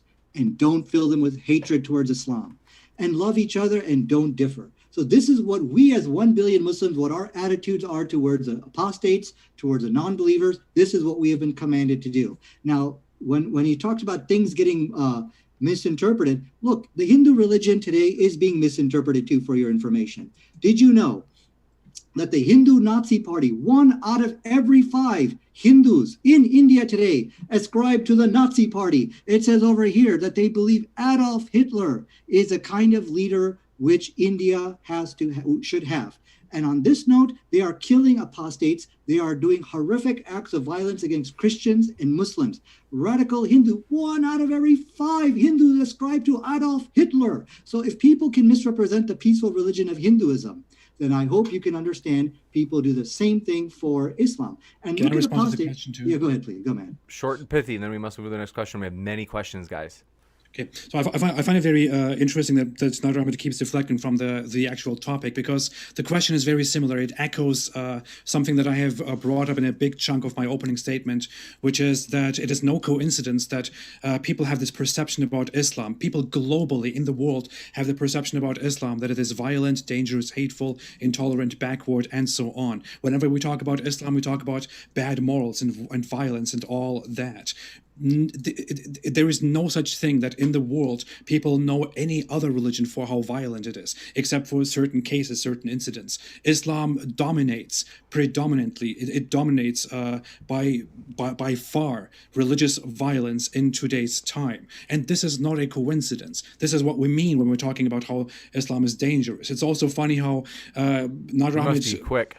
here. Okay, quickly. He accuses me of going outside of the Quran again, but all he has done for the last few minutes was to give examples from Jewish Virtual Library, the Hindus, and the Hadith, which doesn't address the issue at all. It's interesting. Addressing these questions. All right, what I can do is, Nadir, since the original objection was against you, I can give you a very short and pithy response. But then what I need from you guys is, we've got so many questions, I probably need you guys to basically give your responses in half the time that you did in this case. So Nadir, I'll give you a chance really quick, if you want to respond, and then we got to go to the next one.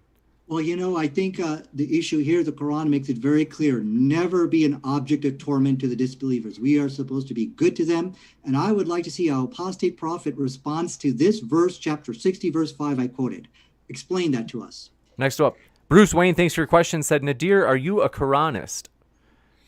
No, I'm not a Quranist, but it's a matter of him being. I'm exposing the dishonesty of Apostate Prophet. I chased him out of the Quran because the Quran is a book of peace. The things which he's accusing the Quran of is not there. I can debate him in the Hadith, and we did go there. Pithy. Soldier of Science. Yeah. Technically, it was a yes or no question.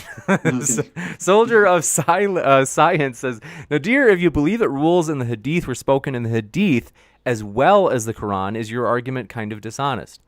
No, it's Apostate Prophet who's being dishonest, and he's actually telling stories. See, the problem is he's making up all these stories up here that the Jews were killed.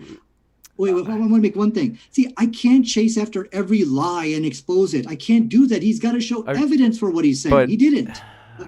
So Snake was right. Thanks for your questions. That follow up to the last comment, 8:12. Quote, I shall cast terror into the hearts of infidels, strike off their heads, strike off the very tips of their fingers. Mm-hmm. Yeah, you want me to answer that? Yeah, it seems to be an objection to you. Yep. So this is God who's going to punish the non-believers. This is exactly what we as Muslims believe. Hey, listen, if you guys do evil things, God will punish you, not us. What we have been ordered to do is chapter 60, verse 5, pray that you don't be a torment to the disbelievers, which Apostate Prophet is still running from. Please address that verse. How can we do terror when God says never do that? Go ahead, please. Let me respond to that quickly. Yeah. First off, that is a lie. That verse doesn't speak about the torment of Allah to the disbelievers. It speaks about the Muslims encountering the disbelievers in a fight, and Allah will cast terror into their hearts and will make them victorious through terror by making the disbelievers scared of Islam. So that is what the Quran verse actually says. This is such a blatant, huge lie. It's incredible. Secondly, his other issue, which is that the Quran says, pray that you don't become objects of oppression. This is basically something which appeals to Muslims and doesn't want them to be oppressed, which does not mean it completely forbids Muslims from oppressing others. It allows oppressing others, just hides it as fighting corruption. I can give you a super fast response, Nadir, because the original question was for I you. just responded to his offense, so we should just keep going on. Now, if you oppress... Let's see. Okay, so this is where it gets tricky because I don't want to gang up on anybody. If you're only defending yourself, I think that's fair. But if it's regarding the last question, which, Nadir, is this about what AP just said, or is this actually addressing anything about the actual question. Oh, yes, about the question. I want to read the verse, chapter 8, verse 12, really quickly. It's in front of your screen. It says, it states very clearly here that, and remember when your Lord inspired the angels, I am with you, so strengthen those who have believed.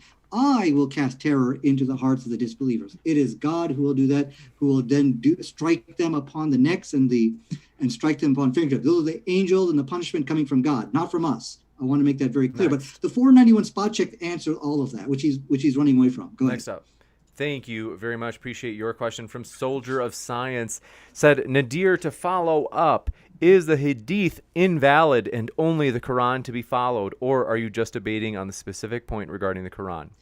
Well, the Hadith are valid, and even if you go to the Hadith, you will see Islam as a religion of peace. The problem is, apostate prophet was just making up things without providing any reference, any statements. They're all lies. So I couldn't chase after lies. To the question.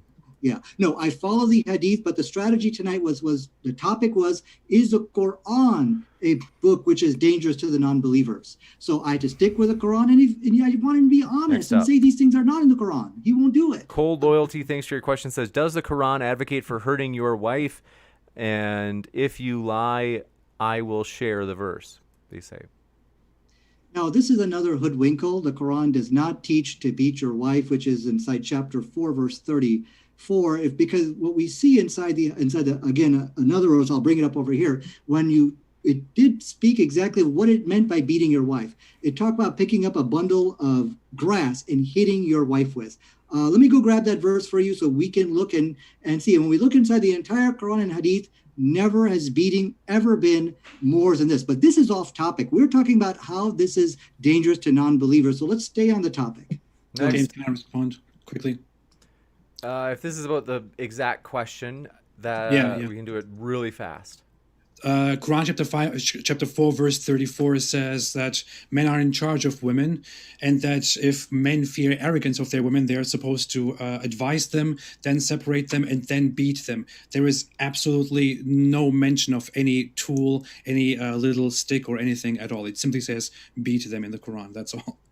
Next up, the Lion, or Nadir, because I don't want to gang up on you, the original objection was toward you. If you have a very pithy response, I can give you one. I'm sorry, about what? What was the question? I was in front of us. I'm sorry, I wasn't listening. All right, the next one.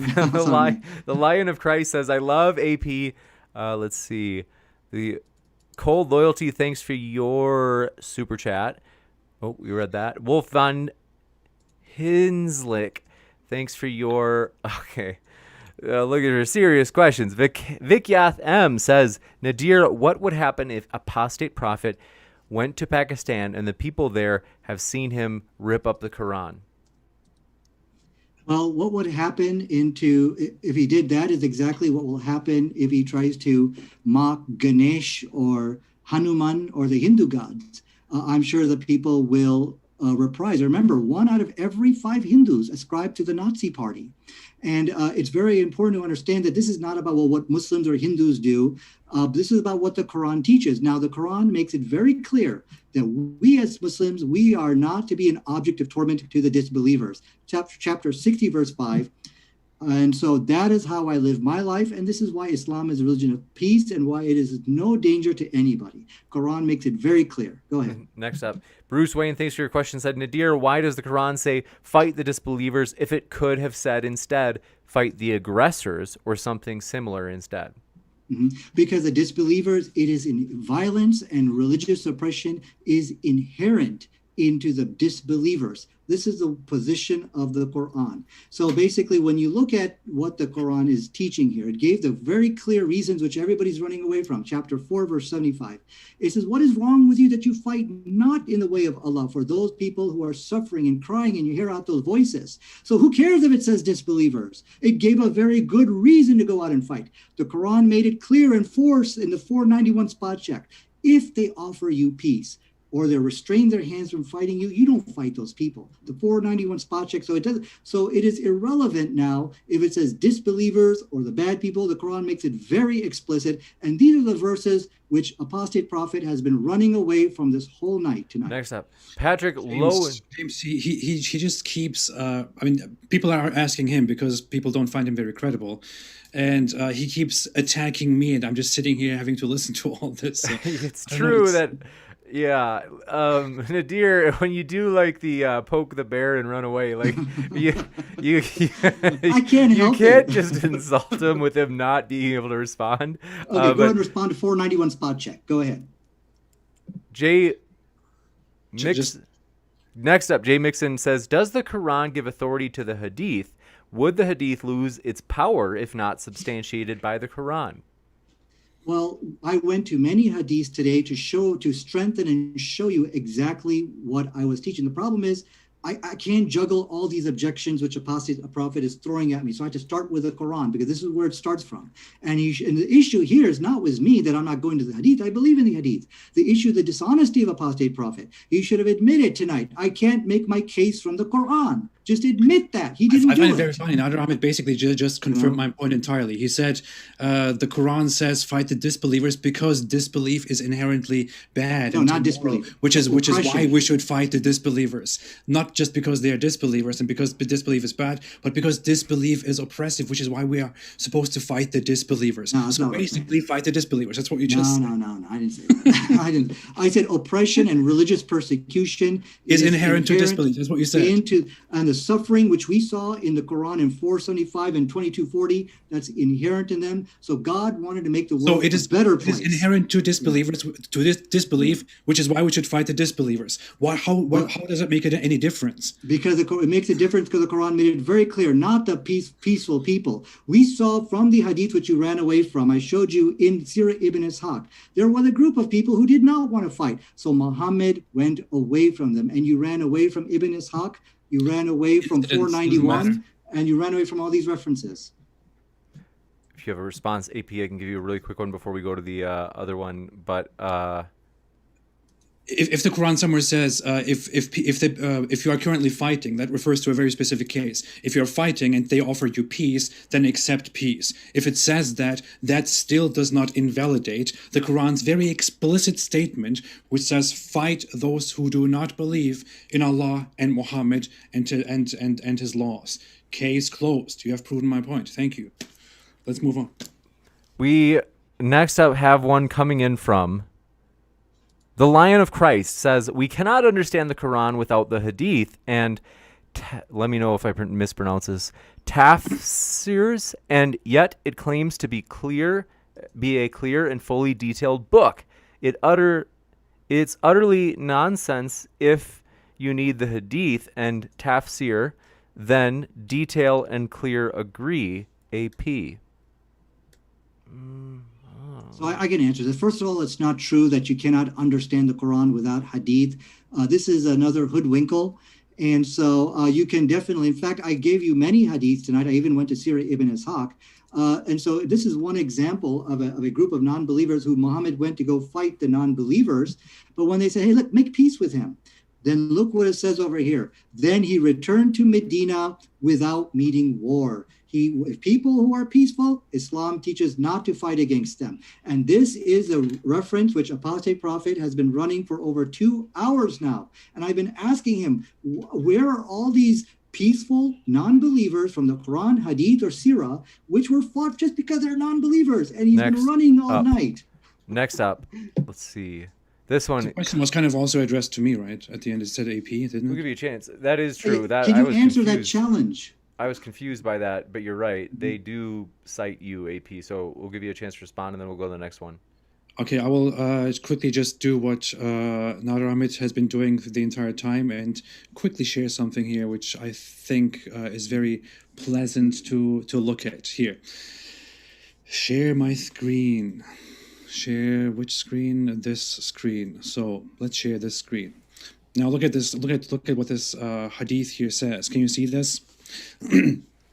Here's an incident where Muhammad has established his rule over the region, over Mecca, and so on. Then there is a building called Dhul Khalasa, which is a temple in Yemen, a temple that is similar to the Kaaba. Muhammad says here, Allah's Messenger said to me, "Will you relieve me from Dhul Khalasa?" Dhul Khalasa was a house belonging to the tribe of Qatham called Al-Kaba al-Yaman, or the Kaaba of Yemen, whatever. So I proceeded with 150 cavalrymen from the tribe of Ahmas, who were excellent knights. It happened that I could not sit from horse, whatever. It's just that the hadith is full of nonsense. But in the end, it says, wait, what is this? I'm sorry, I took the wrong hadith.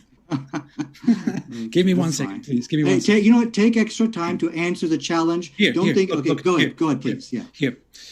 So the story happens. Muhammad sends his men to relieve him from Dhul Khalasa, which is a temple in Yemen. And here's what happens. So I left for it with 150 cavalrymen from the tribe of Ahmas, and then we destroyed it and killed whoever we found there. Then we came to the Prophet and informed him about it. He invoked good upon us and upon the tribe of Ahmas. So what happens is that Muhammad sends his men to destroy a temple. His men go and simply destroy the temple and kill everybody who is around the temple. Muhammad then says, "Thanks, good job. May Allah bless you." Case closed. Oh, can I answer that? Well, we do.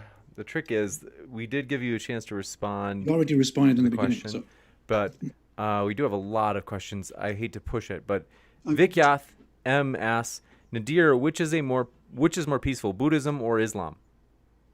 You know, I don't know much about Buddhism. I would say Islam is more peaceful, and here's the reason why. Because just being completely peaceful and watching people suffer and die and being persecuted, and you sit aside on the sidelines, that's not peace. Peace, you also have to fight for those people who are oppressed and persecuted. Now, the reference which AP was pointing out, nowhere did it explicitly state very sneaky. that innocent people were being killed. It doesn't say that. We're going to jump into Ezekiel Houghton's question, which is just checking. Okay, no. The Lion of Christ says AP showed Nadir Ahmed Quran 47 verse 35, which proves him wrong. What was that? What was 47:35? Did I show that? Is that what it says? That's what they say. Yeah.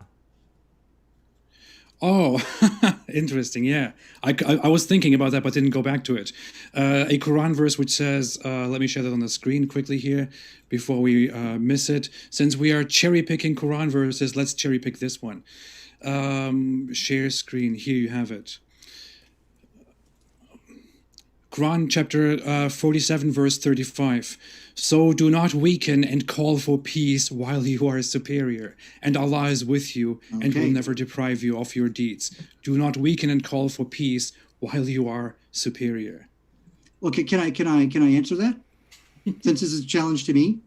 Yeah, I'll give you a quick response. We've got many questions. Okay, first of all, going back to the hadith which he quoted, nowhere did it say innocent people were being killed. Nowhere did it say that people were fought because they were non-believers. You're breaking rules. We keep going back to that thing. You're not going to let me. Okay, so going back to this one verse which you are quoting. Do not ask for peace if the non-believer. I'm sorry. Once you get in the upper hand, but Surah 4, the 491 spot check says, but what if they ask you for peace? And that's exactly what we found inside the Sirah Ibn Ishaq.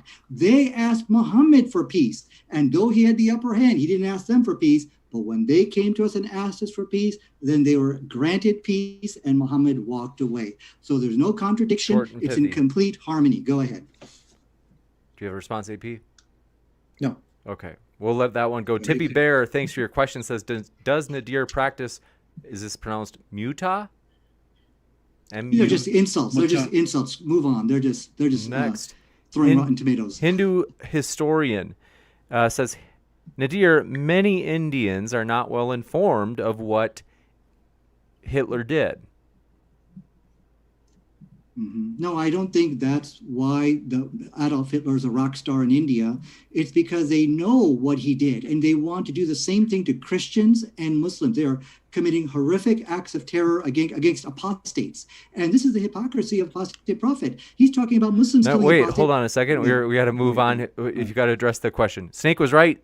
Has another one, says 839, quote, "Fight them until idolatry shall cease and God's religion shall reign supreme," unquote. It looks like people are trying to help out apostate prophet here, huh? So what's the question? They're not trying to help me out. They're just adding so much to everything that you have ignored tonight. Yeah.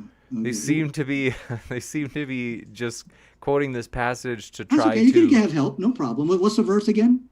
839. But hey, I appreciate the help. There is so much that we can all put here, and he will still not see it. Even not even in the face of the fact that 95% of religious violence today is from Islam. That's not true, actually. It's false. But anyways, can I address 839? Right, yep. So basically I think what's happening here, because he ran away from the Quran, so the people are trying to help him. That's okay. Look, it says over here, and fight them until there is no more fitna, and the religion, all of it is for Allah. Fitna here is referring to persecution, religious persecution. It's referring to fitna is any kind of horrible thing which is going on in your life. And when you read the tafsir of this verse, the explanation, and you read the hadith, this is clearly talking about a response to the religious persecution for 13 years the Muslims faced at the hands of the Quraysh. And that is the reason why they went out and fought, like the hadith which he quoted. But you will never find any example of people being fought because of their religion or innocent people. None of that exists in Islam. Go ahead.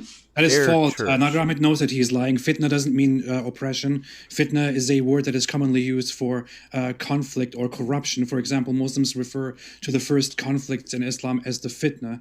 And when today two Muslims have a disagreement and start fighting each other, then that is called fitna. Fitna simply means corruption or a conflict. That is it. Next up, Air Church says, Nadir, since you think references are so important, what is the reference for the story with Muhammad and the sword that you brought up? Oh, okay. So let me get you that in front of you. Basically, where basically it says, I have been ordered to fight the people. And then when the man said, no, I will not convert to Islam. Basically, Muhammad said, okay, go ahead. But he said, I promise I won't fight you. Then basically, Muhammad let him go. And then he went back to his people and said, I have come from the man who's like the best or something like that. My references right here. This is from, you could click on this link over here. You'll find it in Riyadh al-Salihin. So this is, and you'll also find it in Sahih Bukhari. Let me go and click on that as well. So you can kind of look at the hadith over here. So that's my reference for that right there. Actually, that's, let me email me na19711990 at gmail.com. I'll get you the exact reference, but you'll find it on that page. And this refutes apostate prophet right over here. Go ahead. Next up. It's very funny that Nadir Ahmed actually uses virtual Jewish library as a source to back up one thing. Everybody should go and look what Jewish virtual library says about Islam and the Quran. Next up. Appreciate your question. This one coming in from none other than Steve, who has a complaint, says, please stop giving these arbitrary time limits to their answers. We don't need their answers to be shorter at all. Put it in the complaint box, Steve. Bay Queen, thanks for your question, says, how many battles fought by Muslims during Mo's life? Who's Mo? Muhammad. Oh, okay, gotcha. There were something like 80 battles which were basically fought inside the life of Prophet Muhammad. But then it goes back to exact point that you will never find any battle where Muhammad instigated any of the wars. If you find battles being taken place inside the Quran, then really the issue here is the Quran is not to be blamed for it. Muhammad is not to be blamed for it. It is the people, because the question we have to ask is, why does a peaceful God who wishes justice and love and harmony for all now has to fight against these people? So the question goes back to them. You should ask, why are people being fought? Why does a peaceful, loving God have to fight against these people? When that God is desiring peaceful plurality of different views, and now he has to use violent, aggressive behavior against them. The Okay, let question me goes back to them. respond to Muhammad fought over 80 battles throughout his life. He had a very busy, a very big military career. Many of them were also offensive. He sent his men constantly to rob caravans and to harass the merchants that would pass through his regions after he established his power in Medina. In fact, something that Muslims will often not mention is that the Meccan polytheists, who supposedly persecuted the Muslims, first left the Muslims in peace in Medina until the Muslims kept harassing them and attacking them, killing them, and breaking their peace, which eventually led to a major conflict. But thanks. No And references. next up, Bruce Wayne, thanks for your question, says, Nadir, do you consider the multiple hadiths about killing apostates peaceful too? Well, let me ask a question here. Well, first of all, let me point out the hadith which I quoted about Muhammad. The people asked Muhammad for peace, and then Muhammad turned around and went back and did not fight them. The one which Just is answer running the question. Come on. That's from the caravan raids, by the way, which he said, "Oh, this is all Just answer robbery." the question. So the question, okay, to answer your question, we saw that apostasy is not in the Quran. However, this is found in the hadith. So my question for you, apostate, is how many apostates did Muhammad kill? You don't need to ask me any questions. You don't need to ask me any questions. He killed none. The You don't need question to ask me was, any questions. the question Hadith, was right, for can I you, talk? Nadir. You don't need to Nadir, ask me any questions. The hadiths are very clear. They say, Okay, again, the issue Nadir, here is, we have to just to engage with the question. Sure, let me engage with the question. Okay, so basically, Muhammad never you're being killed destroyed any and laughed guys. at here. Just answer the question. All What do you right, think we got to about give him a chance to the respond to hadith? apostate. Okay. Just chill, apostate. Okay, so no, absolutely not. Look, Muhammad never killed any apostate. This is not a teaching of the Quran. Now, you might find in a hadith where it says kill You're the still apostates or deflecting. Just something answer like We got to that. give him a chance to Please, respond. come on, guys. Listen, the issue tonight here is no, we don't have to kill the apostates. What is the importance here?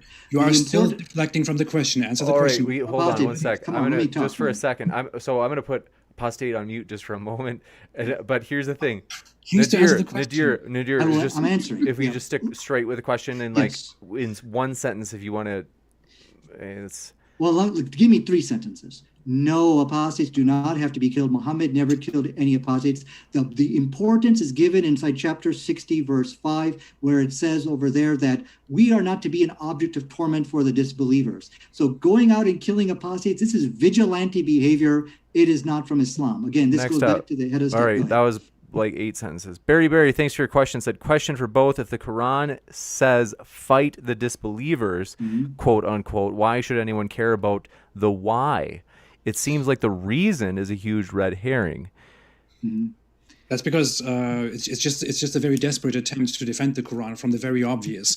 The Quran very clearly says, fight the disbelievers, fight those who do not believe in Allah and Muhammad and the Islamic laws until they are humiliated and they pay the jizya. So fight the disbelievers very clearly. We don't have to look at why we should fight the disbelievers or fight the disbelievers because of their disbelief. No, it says fight the disbelievers.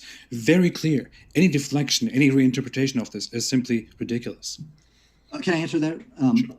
Yeah, so that's a very nefarious and malicious way to look at the Quran, whoever that speaker, the questioner was. The Quran made it explicitly clear. Well, here's the reasons why. The Quran made it explicitly clear, not the people who are peaceful. No, you don't do that. We found that in the caravan raid. We found that in the hadith all over. But what these guys are saying, ignore all of that. It's a fight the disbeliever. Okay, if this is nothing more than your own personal interpretation, and we chased AP out of the Quran because of that. Next up, okay, you just have to get that last hit and run in. Okay, so Barry, thanks for your Tippy Bear says, AP, can you explain abrogation?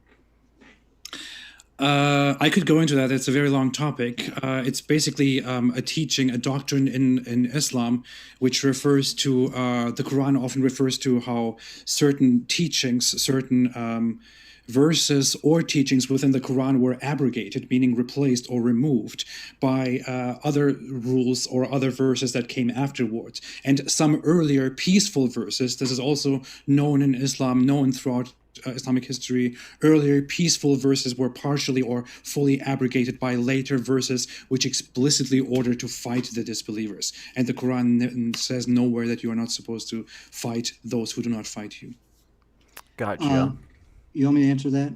If you want a short and pithy response, and then what Yeah, the appeal to abrogation would not have saved him tonight, because the verses which I gave him tonight are not abrogated, and this is an interpretation. The issue is, what does the Quran teach? And abrogation is a layer of interpretation people impose upon the Quran. We can talk about that, but that really wasn't the topic of tonight. Next up, Patrick Lowinger, thanks for your support. And Soldier of Science, thanks for your question. Said, Nadir, have countries who are a majority are countries who are majority Muslim progressing, specifically from a humanistic standpoint? Yeah, I think so. And I think, countries like Malaysia would be a good example. But this is a little bit off topic, I think. I would want to stick to what the Quran teaches. And if you can't find it in there, then what the Hadith teaches. Let's stick it to what the scripture is teaching. Gotcha. And thank you for your question. This one coming in from Tippy Bear. Super chat comments. She says, Muhammad commanded apostates to be killed, Nadir. Yeah, we've already talked about this. Again, Muhammad never killed any apostates himself. This is not a teaching of the Quran. And what is the importance? The importance Muhammad said in the Hadith, kill those who change their religion, and he allowed those who change their religion to be killed. That's what he says. We have authentic reports about that. It doesn't matter. It doesn't matter whether you have reports of. Can I tell you why it does matter? Give him a chance to respond. Okay, look, you conceded tonight Muhammad never killed any apostates, though they were in his presence at that time. I never conceded. Okay, then challenge. Where are the apostate he killed? I will not just make these false claims. I never. Okay, go ahead. Give me an example. Give me an example of apostate who was killed. You don't have to give examples of him killing people. Where's your evidence? When he clearly says, kill people. Your Hadith is there. Look, people asked you about that twice, and you are deflecting from it. No, I keep getting You interrupted. don't have any evidence that he did kill people. Well, he said it. What do you think? You did. You're right. Look, AP, we agree that the Hadith is there. He did say it, but we also have to agree. Well, people need your apostate. answer to what you think about that statement. Apostate. Stop Listen. refusing to answer the question. Okay, I am answering the question. Just let me explain to you. I'm agreeing with you. There is a Hadith which says this, but you have to also concede the fact that Muhammad, never practiced it. Okay, he never killed any apostates, and you know that. This is I do not. not. Teaching Now, what do you think of the statement? Okay, so for us, for people to go out and kill apostates, this is vigilante behavior. This is not Islam. Is not. What do you think of Muhammad's statement to kill apostates? Just answer the question.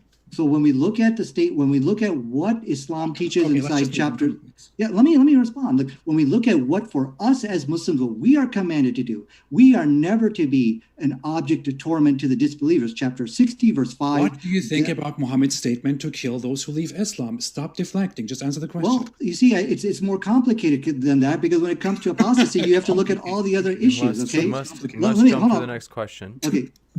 This one coming in from, I won't get to all of the questions, but we are going to try to get these last two in at least. And sorry, folks, if I didn't get to your question, but we do just want to respect the time of the debaters, as this has gone longer than expected. So Smoking Tire said, question for AP, under what objective standards is he labeling the Quran as quote-unquote dangerous? Not under objective standards. That's not... I guess the point here is that I'm supposed to have an objective basis for morality based on which I am supposed to grade Islam or the Quran as dangerous. Dangerous is not even something that would necessarily have anything to do with morality in that regard. Dangerous is very clearly observable. We are individuals who want to flourish, who want to live in peace. Islam, on the other hand, is an ideology which sets objective moral values, or supposedly objective moral values, which are out to establish its own moral system, its own order, and to disrupt our flourishing, which we want to live outside of Islam. In that regard, Islam endangers our flourishing, it endangers our existence and our happiness, and is therefore dangerous. That is all it is. Gotcha. And we've got some love for you, Nadir, right here. Jay Mixon says, I know it might be hard to breathe for you tonight, but I commend your zeal and tenacity, Nadir. Thanks for making it a great show. So I do too. And we want to first, folks, I want to say our guests are linked in the top of the description, so you can hear plenty more from both of them. Also want to let you know, folks, if you happen to be a Muslim, we want to make sure that Muslim people are represented on Modern Day Debate. We usually have atheist versus Christian every night. Not every night, but close. So if you happen to be a Muslim debater, please email me at moderndaydebate@gmail.com if you'd like to come on. We do want to let you know you really are welcome here as a debater or just hanging out in the audience. We're glad you're here. And thanks for your question. This one coming in from Sheeples Phoenix. Let's see. For AP, please read Quran 3, verse 7, start to finish. We can do those things at another time. I mean, Quran verse what? 3:7. That's right. I don't know. I want to go into reading different things here, but I don't know if you want to do that. It is he who has sent down to you the book, and it are verses precise. They are the foundation of the book, and others unspecific. As for those in whose hearts is deviation, they will follow those which are unspecific, speaking discord and seeking an interpretation. And no one knows its true meanings and interpretations except Allah. But those firm in knowledge will say, we believe in it, all of it is from our Lord, and no one will be reminded except those of understanding. I don't know, it depends on who the person behind this question is, what they mean to say by wanting me to read this message, but it could go into many ways. This verse basically says that much of the Quran is pretty vague, and that all you have to do is simply to say, we believe in all of it.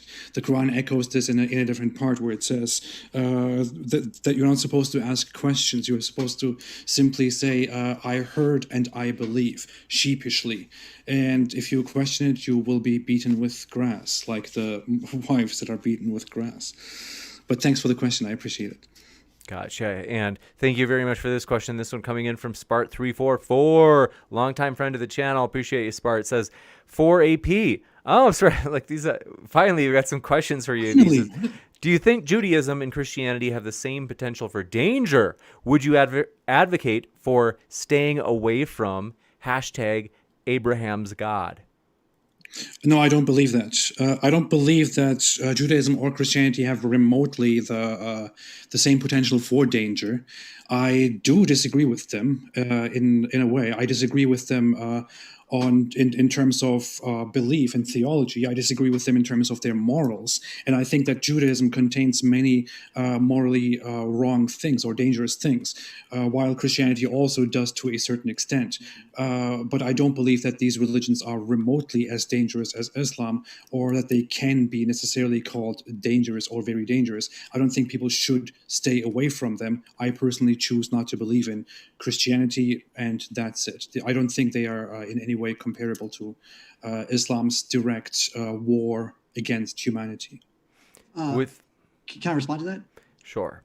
Yeah, so I believe that the Bible, of course, explicitly teaches to kill innocent men, women, and children. 1 Samuel chapter 15, verse 3. And that's why apologists like David Wood and the apostate prophet cronies and even Christian Prince and Sam Shimon are running away from debating topics like this. So I do commend Apostate for him to actually come forward, and he's not running away like those other Christian apologists, like which I named David Wood. So this is an open challenge for them to come and debate your religion. In my last debate with David Wood, he tried to change the topic in the debate. We'll talk about David Wood later. Okay. So, well, I do want to give Apostate a chance to respond. You shouldn't confuse. I agree that, for example, in Christian history was violent. Christian history was very violent in some points, especially when the Catholic Church in the West was in charge. A lot of bad stuff happened, and they based that on the Bible. In that regard, certainly, yes, it is dangerous. So are many different beliefs and many different ideologies. I simply do not think that they can be put on the same level as the Quran, because Nadir Ahmed is cherry picking here. But the Bible talks is a historical book which mostly talks about specific things that happened, whereas the Quran is a timeless order, speech of Allah for all humankind, for all times. An order that it gives is an order to the Muslim in the 21st century, whereas an order that the Bible gives is not an order to a 21st century Christian, especially not a Christian, nor a Jew, but rather to specific people in their own times, except for specific parts of the Bible. We shouldn't be conflating the nature of the Quran and the nature of the Bible here. I'm not defending it, but that is just a complete misrepresentation. Got it. We want to let you know, folks, both of our guests are linked in the description. What are you waiting for? You can click on their links and hear plenty more where all of this came from. And so we are going to be back with a post-credit scene in just a moment. That's basically where I let you know about new upcoming debates that we're going to host. We've got a ton, you guys. It is going to be epic, and I am very excited, but want to say one last thank you. I want to actually several thank yous. Thank you, everybody, for hanging out in the chat. We just love having you here. Appreciate you. If you had a good time, hit that good old thumbs up button. And we want to say a monumentous thank you to our guests who they just do it because they love it. These guys are passionate and they're authentic, and so we appreciate these guys. We want to let you know, folks, as mentioned, encourage you to attack the arguments rather than the people. And so we do appreciate both of our guests. Thank you both, Nadir and AP. It's been a true pleasure to get to host you guys. Thanks everybody so much. I appreciate it. Thank With you so that, much. our pleasure, and we'll be right back, folks, in just a moment for that post-credit scene. Thanks so much, everybody.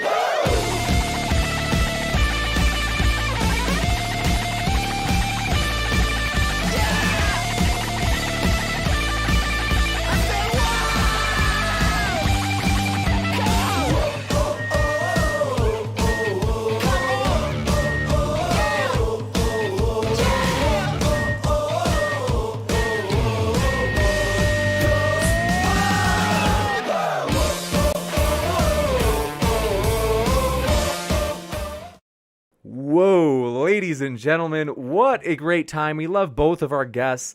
We are thankful for both of our guests, Apostate Prophet and Nadir, as they are passionate debaters. They are authentic. That's the thing, guys. We never have, what's the word I'm looking for? We don't think there's anything wrong with it. I'm not trying to badmouth it. So when people do devil's advocate debates, there's value there, no doubt about it. It's just not in particular our style. And so we just love that these guys are, they're sincere and they're passionate and they are, it's true that sometimes these debates are a little fiery. But I would say, folks, we've come a long way. This is way better than, beating each other in the streets, you guys. This is a good old debate. And at the end of the debate, you say, hey, I got nothing against you. I hope you do well. So we really do appreciate all of you guys for hanging out with us. And so thank you everybody for being here. I want to say hi to everybody in the chat and just say thanks for hanging out with us. Oh my, you guys, we got a ton of people here and I'm pumped to see them. So thanks Mobius, or is it pronounced Mobius? Thanks for being here with us. Bruce Wayne, good to see you as always. RJ, thanks for being here, buddy. LR, good to see you again. Thanks for all your support, friend. And King 101 said that was incredibly juicy. I couldn't agree more with you, man. That was awesome. M, my boy. or lady, I don't know. It says, this channel is biased. Oh, amazing. Okay, thanks. We even love our haters, folks. There's nothing more flattering than when your haters even hang out at your channel. I mean, like, I thank you. We're just glad you're here. You're giving us that boost in the algorithm just by being here, buddy. And Sandy Pigeon, thanks for being here. Says, after show, I don't know of one. There may be one, but if you guys want to, you can post them in the chat. And so otherwise, we can also even, let's see. Oh, forgive me, I lost my place. I want to say hi to everybody. But Sandy Pigeon, good to see you. Joey E, talking that smack in the chat. And at Sathung Nagili, thanks for being with us, buddy. We hope you're having a great day. And then Hanan Razi, thanks for being with us. We do appreciate you hanging out here. And Abu Hizab, thanks for being with us, buddy. We appreciate you hanging out with us. And Augurer, thanks. Is it Augurer? Yeah, that's right. Thanks for being with us, as James is a sexy beta. That's right. Thank you very much. It's Beta Pride. MIK says fire. Thank you, MIK. Appreciate you. You're hanging out with us. And Mobius says, thanks to this channel. Thanks, Mobius. Appreciate that positive feedback. Taz, good to see ya. Fox Sushi, thanks for being with us. And it's so true. So much sushi out there is fake. A lot of people don't know that. You got to look out. And Doubting Thomas, thanks for hanging out with us. Says, all good. Abu Hizab, let's see.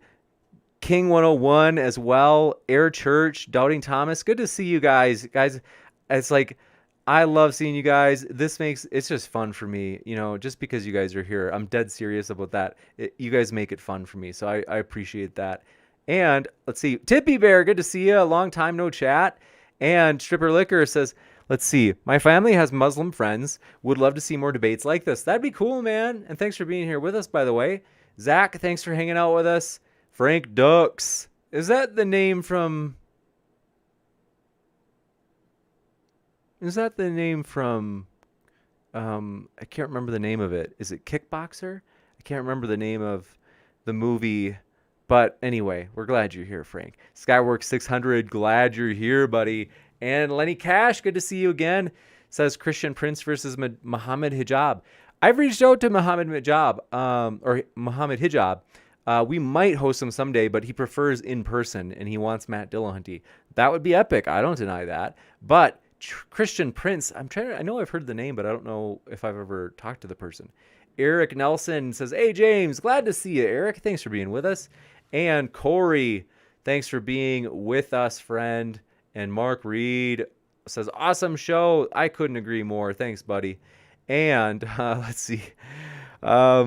Why Tirani says, thumbs up, smash that like. Thanks so much, Why Tirani. We appreciate you. Seriously, I do appreciate that support. You have no idea how much it means. It puts wind in my sails. And Gina from Cologne. Thanks, Gina, for hanging out with us. Glad you're here. Says, that's us. It is us. And Caligula, good to see you back. Notion Slave, thanks for hanging out with us. And Valentinus777, glad you're here, friend. Dean92, glad you're here, buddy. Thanks for hanging out with us. Seriously, appreciate you. Bible Burner, wow. You're just like trying to trigger everybody. We are glad you're here, friend. We hope that you have had a good day. And MIK, thanks for hanging out with us. Salah Edine, let me know if I pronounced your name right or wrong. I'm sorry if I mispronounced it. Michael Keenan, thanks for hanging out with us. Says Beta. And rolling on the floor laughing waffle says, amazing. Thanks for hanging out with us, buddy. Appy Frenzy, thanks for being with us. Said, why didn't you ask let's see. I don't know what you're saying, man. I don't understand your question, but we are glad you're here. And Scott Brescia says, let's take over YouTube, okay? Agreed, Scott. We have big plans. Modern Day Debate, we're doing big stuff. You guys, I want to show you this. See this right here? I'm pointing to this poster. Oh my gosh, this is going to be epic, you guys. So, as I had mentioned, Pastor Doug Wilson, who is pictured right here, that epic beard. It's like I'm stroking. But basically, he's going to be here on Monday. We're thrilled. I have huge respect. It's going to be epic. And I had mentioned that he was in the hit documentary Collision with Christopher Hitchens as they were kind of debate partners. So what an honor. We really are thrilled to have him. And Dr. Ben Burgess, we're thrilled to have as well, as he'll be back. And Wolf von Hinslick says, sorry for my comments. I'll be better next time. No worries. It's always rowdy in here. And Silver Harlow, good to see you, buddy. Says, thanks for another good debate night. Thanks, Silver. They said you're doing a good service here. That means a lot. I appreciate that, buddy. Patrick Lowinger said, for next time, what do I need to do to get my question asked? Patrick, man, I saw your question, and I don't know if you heard me. I said, thanks for your support. There was no question attached to your super chat, man. I didn't know if you were just trying to like give to the channel, or if you were like, I guess you like there's something glitched and your question wasn't in there. I'm sorry, man. For real, if you go back and watch the live chat, your super chat didn't have the question in it. So when you do a super chat, you could, if you wanted me to read that, you could put it like your question in the super chat. I'm not trying to be a smart aleck. M says, I love you. Thanks, M. That's kind. Michelle Cherry, or is it Michelle Sherry? Let me know. Michelle Sherry KJV said, God bless, my first time here. Oh, well, thanks. We're glad you're here. Thanks for being with us, for real. And Christian Prince Ears says, good debate. You should arrange a debate between Nadir and a fella called Christian Prince. That would be fire. I'm open to it. Is there a reason that he hasn't debated you already? You guys got bad blood or something? I don't know. I mean, I'm open to it though. I'm not trying to throw you under the bus, buddy. Matthew Simard, thanks for being with us, friend. They said, I'm keep an eye on your channel. The bell has been activated. Thanks, buddy. And that's true. Yeah, hit that subscribe button, folks. If you want to see more debates, we've got a lot coming up, you guys. I'm serious. We've got a big one next Wednesday too. It's basically going to be on the controversial topic of abortion. That is going to be epic.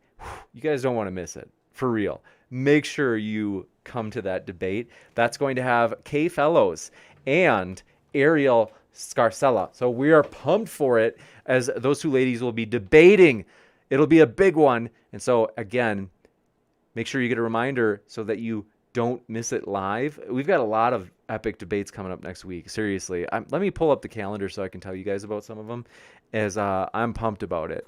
It's seriously, I'm just like, wow, he's got epic. We are arranging another debate with Matt Dillahunty, by the way. So last time we had Matt Dillahunty was about a month ago, and we were pumped to have him back against Samuel Nassan, who we were also pumped to have back. And so those guys have been really supportive of the channel. We've loved to have them on. And Y Tirani says, Jesse Lee, amazing. What the? Let's see. We've had him on before. If you haven't seen our debate with Jesse Lee Peterson, it is in our best of modern day debate list. Pony Girl says, new to this channel. This is really cool. We'll be back. Thanks, Pony Girl. Seriously, we're pumped to hear that. That's encouraging. We hope you had a great time, for real.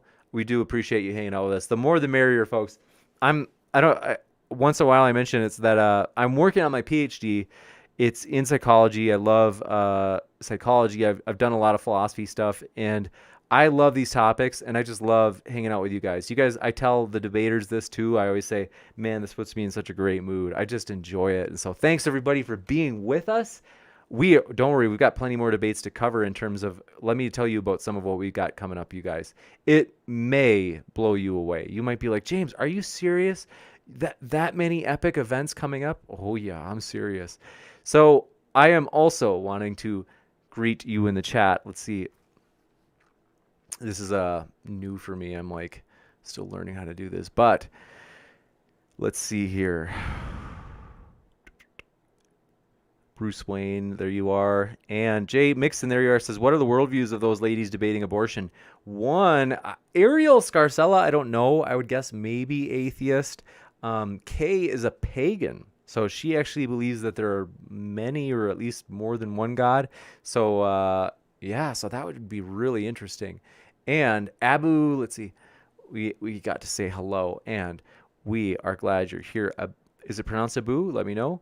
And Taliesin Oberlander, so glad you're here, says, dislike this stinky and smelly show to defeat modern day debate. That's true. A dislike is just as good as in the algorithm, folks. So what are you holding back for? Hit either the like or the dislike, and we appreciate the help. And Don't take your dislike back if you didn't know that. But Silver Harlow says, I'd be interested to see a Sikh on here, but I don't know. They're so nice, they might not debate people. That's interesting. That would be fun. I'm open to it. Joey E says Nadir versus Kent Hovind. That could be epic, but, Hovind likes to stick to creation evolution. I don't know if he'd be into anything else. John Doe, thanks for being with us, friend. And then is it Wad White or Jod White? We're glad you're here, buddy. And Deccan Dimitrovic, I hope I'm pronouncing your name right. We're glad you're here, buddy. And let's see, Wolf von Hinslick says, I just want to hear you say beta. And Silver Harlow, thanks for your super sticker, buddy. Appreciate that. Thanks for your support, man. And Miserable Mercy says, James, you destroyed everyone. Thank you. It's like, I appreciate that. It's and Raffle rolling on the floor laughing. Waffle says, appreciate the amazing and beta beams. Zirafa, sorry I'm late. Thanks for your super sticker, buddy. Appreciate that. And Silver Harlow says, thanks again for your patience and moderation and your work in getting these debates together. You do us a good service here. Thanks so much. I appreciate that, buddy. And Sparks Kuipper. Sparks Kuipper. Thank you for being with us. We appreciate you. And is it Kazim Karid? Thanks for being with us, friend. Says, great show, James. I appreciate that. All credit to the debaters. Hey, Spider the Ateo. Thanks for your super sticker, buddy. Appreciate that. That was a nice way to start the super chats. And Daniel Reno says, is it still live? Yeah, we're still live right now. And it's amazing. And Gina from Cologne says, you should invite Michael Sturzenberger, a great German critic of Islam. Well, that could be juicy. So I'm open to it. It may work. Silver Pug 345 says, hello, James. Thanks for, appreciate you saying, hey, buddy. Glad you're here. And, oh, you're right. That's what it was. It was Bloodsport, not Kickboxer. Thanks for you reminding me. Frank Dux. It is Frank Dux in that movie, right? I love older movies. Music Lover, thanks for being with us, buddy. And Standing for Truth is here in the house. There you are, buddy. And I'm behind on the chat. It's moving fast. Let me just be sure I caught up. Jay Mixon says, we got to get Matt debating on something other than the existence of God. He's starting to sound like a broken record. We can definitely get him on for a new topic. The next one potentially is going to be whether or not Jesus fulfilled Old Testament prophecies. So that's going to be really cool. And thanks for your kind words, Gina from Cologne, who said, this is a great channel. Seriously, that means a lot. I appreciate that, Gina. Seriously. And seriously, guys, seriously. And thanks to your kind words, Scott. And let's see, Matt Harvey, glad you're with us, buddy. Hope you had a good day. You guys let me know. And TBBT, we are glad you were here, my friend. We hope you had a great time. And George Odisho, thanks for being with us, friend. We hope that you're having a great day or night, probably night where you are. Religions ain't race. Thanks for being with us. Glad you stopped by, buddy. I think I could agree with that. And let's see. Rabil Raza, thanks for hanging out with us, Rabil. You are more than welcome here. And they said, Ryan Price said, is the Jesus debate with a Jewish person? Nope. It's with Samuel Nassan, who is a Christian from Malaysia. Yeah. So actually, I think he's from Malaysia, which is primarily Muslim, but he himself is a Christian, and that should be fun. Secular Rarity, thanks for your kind words. At Modern Day Debate, this was fantastic. Great work, like always. Thank you. Seriously, I enjoyed that. Tonight was a blast. And Jorgen, I'm so sorry, buddy. How do you pronounce it? Is it Jorgen A, or is it Jorgen? It's got to be Jorgen A. But we're glad you're here, friend. Thanks for hanging out with us. And let's see. We are excited. Let me talk to you guys about some of these upcoming debates. You're going to be like, oh my gosh, James, how could it be more epic than that? How could How could it ever even be that epic? Like, that's amazing. So we do have tomorrow, we're going to have our first debate of the Woke Wars series. So yes, you guys, you don't want to miss that. It's going to be epic. And then we might have a flat earth debate Sunday night. That's up in the air. Don't punish me, you guys. I know some of you are sick of the flat earth debates, but I promised Mark H. I promised him that he would debate Billy Zig, and then Billy didn't make the last one, so now I'm trying to make it up to Mark. He read Billy's whole book, and then Billy didn't show up. Total power move. But yeah. Canadian Catholic might be on Monday. We're working it out to figure out if we can find something that works for everybody. And then T-Jump will be debating homeschool or public school. That'll be on Tuesday. You don't want to miss that. And then we'll probably have another Woke Wars debate on Thursday, guys. You don't want to miss these. These are going to be good. The first one's going to be equality versus equity. So I think you're going to enjoy it. Then on the 27th, we are arranging a debate. This would be on the good old topic of INCEL. We found a person who identifies as INCEL, and he's willing to come on and debate. So he's going to debate a new person named Nama Cates. So we're really excited. It's going to be awesome. She has studied the topic a lot, and so that's going to be fun. Bible Burner said, when is the Dillahunty debate? It is, let's see. We're hoping for the first or second, but I've got to find out for sure. I've got to get back to Matter. I see if he's responded. Jay Mixon says, I think I'll come up with some incredibly difficult usernames just to hear James struggle through them. Yeah, I'm trying my best. Drew Anderson is in the house. Thanks for being with us, buddy. Appreciate you being by us, and thanks for coming to swing by. L says, you're Jen. L, I'm like, there's a lot of single letter usernames. And Jurgen A says, you can pronounce it however you like, buddy. I appreciate that. Thanks for flexibility, man. That means a lot. Let's see. You call me James. When I was a kid, they called me Jimmy. That was a while back, back when I was young and spry. I'm a 34-year-old man, you guys. And time just keeps getting faster. Serious.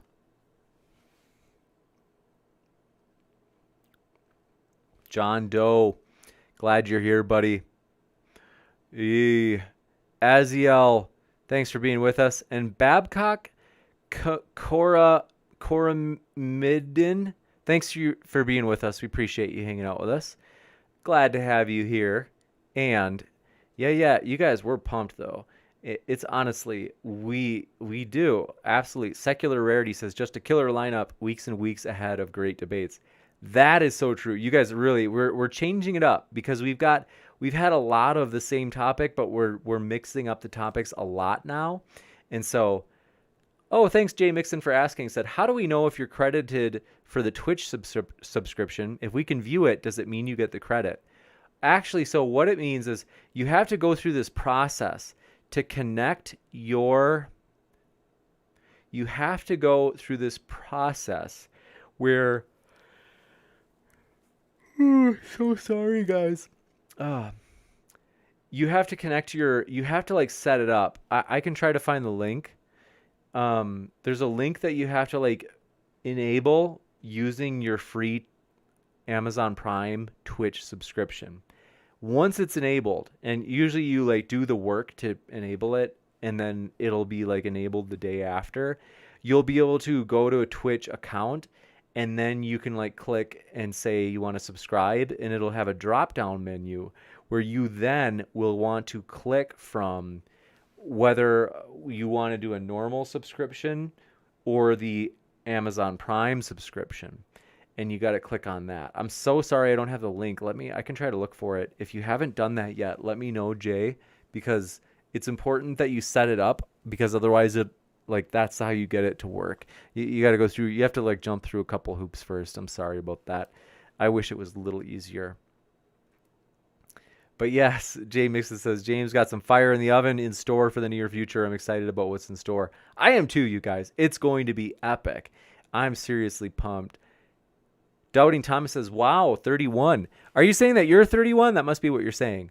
Because I'm not 31. I'm 34 in a month and 17 days.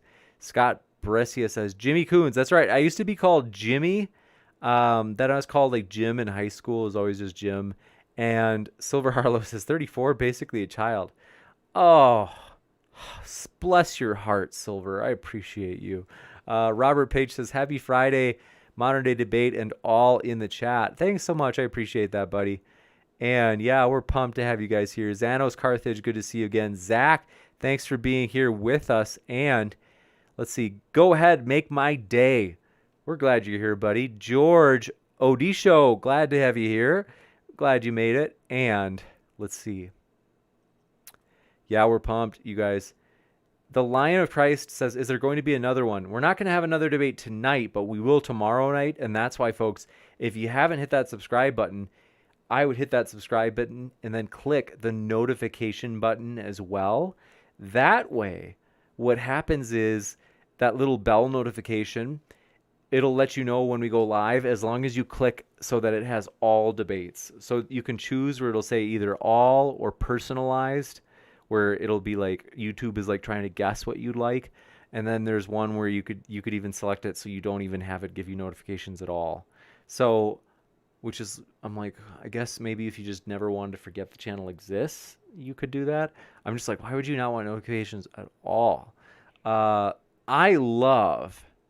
honestly love YouTube. And I have to give them credit. They've actually been really good to us, you guys. They've never done us wrong. We still haven't even gotten our first STRIKE, which is a little surprising, to be honest, because I thought we would have gotten one by now with topics like this. But hey, we'll take what we can get. We're thankful. But yeah, we're excited, you guys. We really are serious. I hope you know I'm serious. Whether you be an atheist, a Muslim, a Christian, an agnostic, a Hindu, for real, we really do hope you feel appreciated. We hope you feel welcome. You contribute an interesting perspective that people, information, people from all walks of life. We hope you feel welcome, gay or straight, black or white, Republican or Democrat. We're glad you're here. We really are. And so we appreciate you 100%, you guys. You guys make this channel really fun. Augur says, 34, holy moly. That's right. Mark Reed says 34 is still young as crap. Thanks, buddy. I appreciate that. Hey, I mean, it's true. There's a part of me that is a little bit almost scared, where I'm like, oh my gosh, because I'm like, oh, I'm getting older. It just keeps going. But hey, there's advantages of getting older. That's for sure. I mean, you guys think about, the life experience and stuff. It's great. There's a lot of good things too. You just kind of figure out what to, so there are pros and cons with every age, right? And then Matt Harvey, glad you're with us, buddy. Graham T, glad you're here too. And oh yeah, you guys, did I pin it? Where is this thing? If you happen to be a Muslim debater, my email is moderndaydebate@gmail.com. And I just put that in the chat. moderndaydebate@gmail.com. If you happen to be a Muslim debater and you're like, hey man, I would love to debate, we're happy to have you on. We have not done a good job of balancing it out. Like I said earlier in tonight's debate, I said for virtually every single night is Christian versus atheist. And those are fun. Don't get me wrong. We love Christians and we love atheists. But we are, we're like, oh man, whoops. We haven't done a great job of having Muslim guests on. And same thing, like Hindu, Buddhist, you name it. We've got Brenton. You guys remember Brenton? He looks like Ron Jeremy. We love Brenton. He's helped this channel a lot, and so we do appreciate him. He's Buddhist. Manic Panda's glad you're here, man. And they say someone up there in YouTube land must like you, James. I think that's true, at least in the sense that we haven't gotten strikes. That's great. And You know, it's funny. I was listening to one time when I was in person. Bible Burner says, "Do you have kids, James?" No, I don't. I'm single. I've got a girlfriend, and I love her. Like, she's tremendous. She's got the biggest heart. Let me show you guys. So, I don't know. I think she'd be fine with this. She's very outgoing. So this is Frankie right here. This is me. This is Frankie, though, and that's her name. Her name is Frankie, and she's so sweet. So she is really sweet. Her name on her birth certificate is Frances. Her grandma calls her Francie. I call her Frankie. I just think it's a cute name. I think it's cute when girls have like names like, you know, like, I don't know, something like, let's say like Sally Joe. I don't know, when they like Bobby Joe or Ashley Joe or something like, it's like, I think it's kind of cute. But Jay Mixon says, "Yep, going to need that link, James. I can't figure it out." Oh yeah, I'll pull it up. I can do this. So how to, I just found it. Thanks for your patience, Jay. Sorry about that, man. So let me show you this, Jay. I'm going to put this in chat, and where did I go? There we are. So let me show you this, Jay, and hopefully it's useful. And I wish I could like help you more directly, because it is, you know, it takes a little bit of patience. But one cool thing, this link is silly. Like, what is going on? This can't be right. Usually our dearest friend,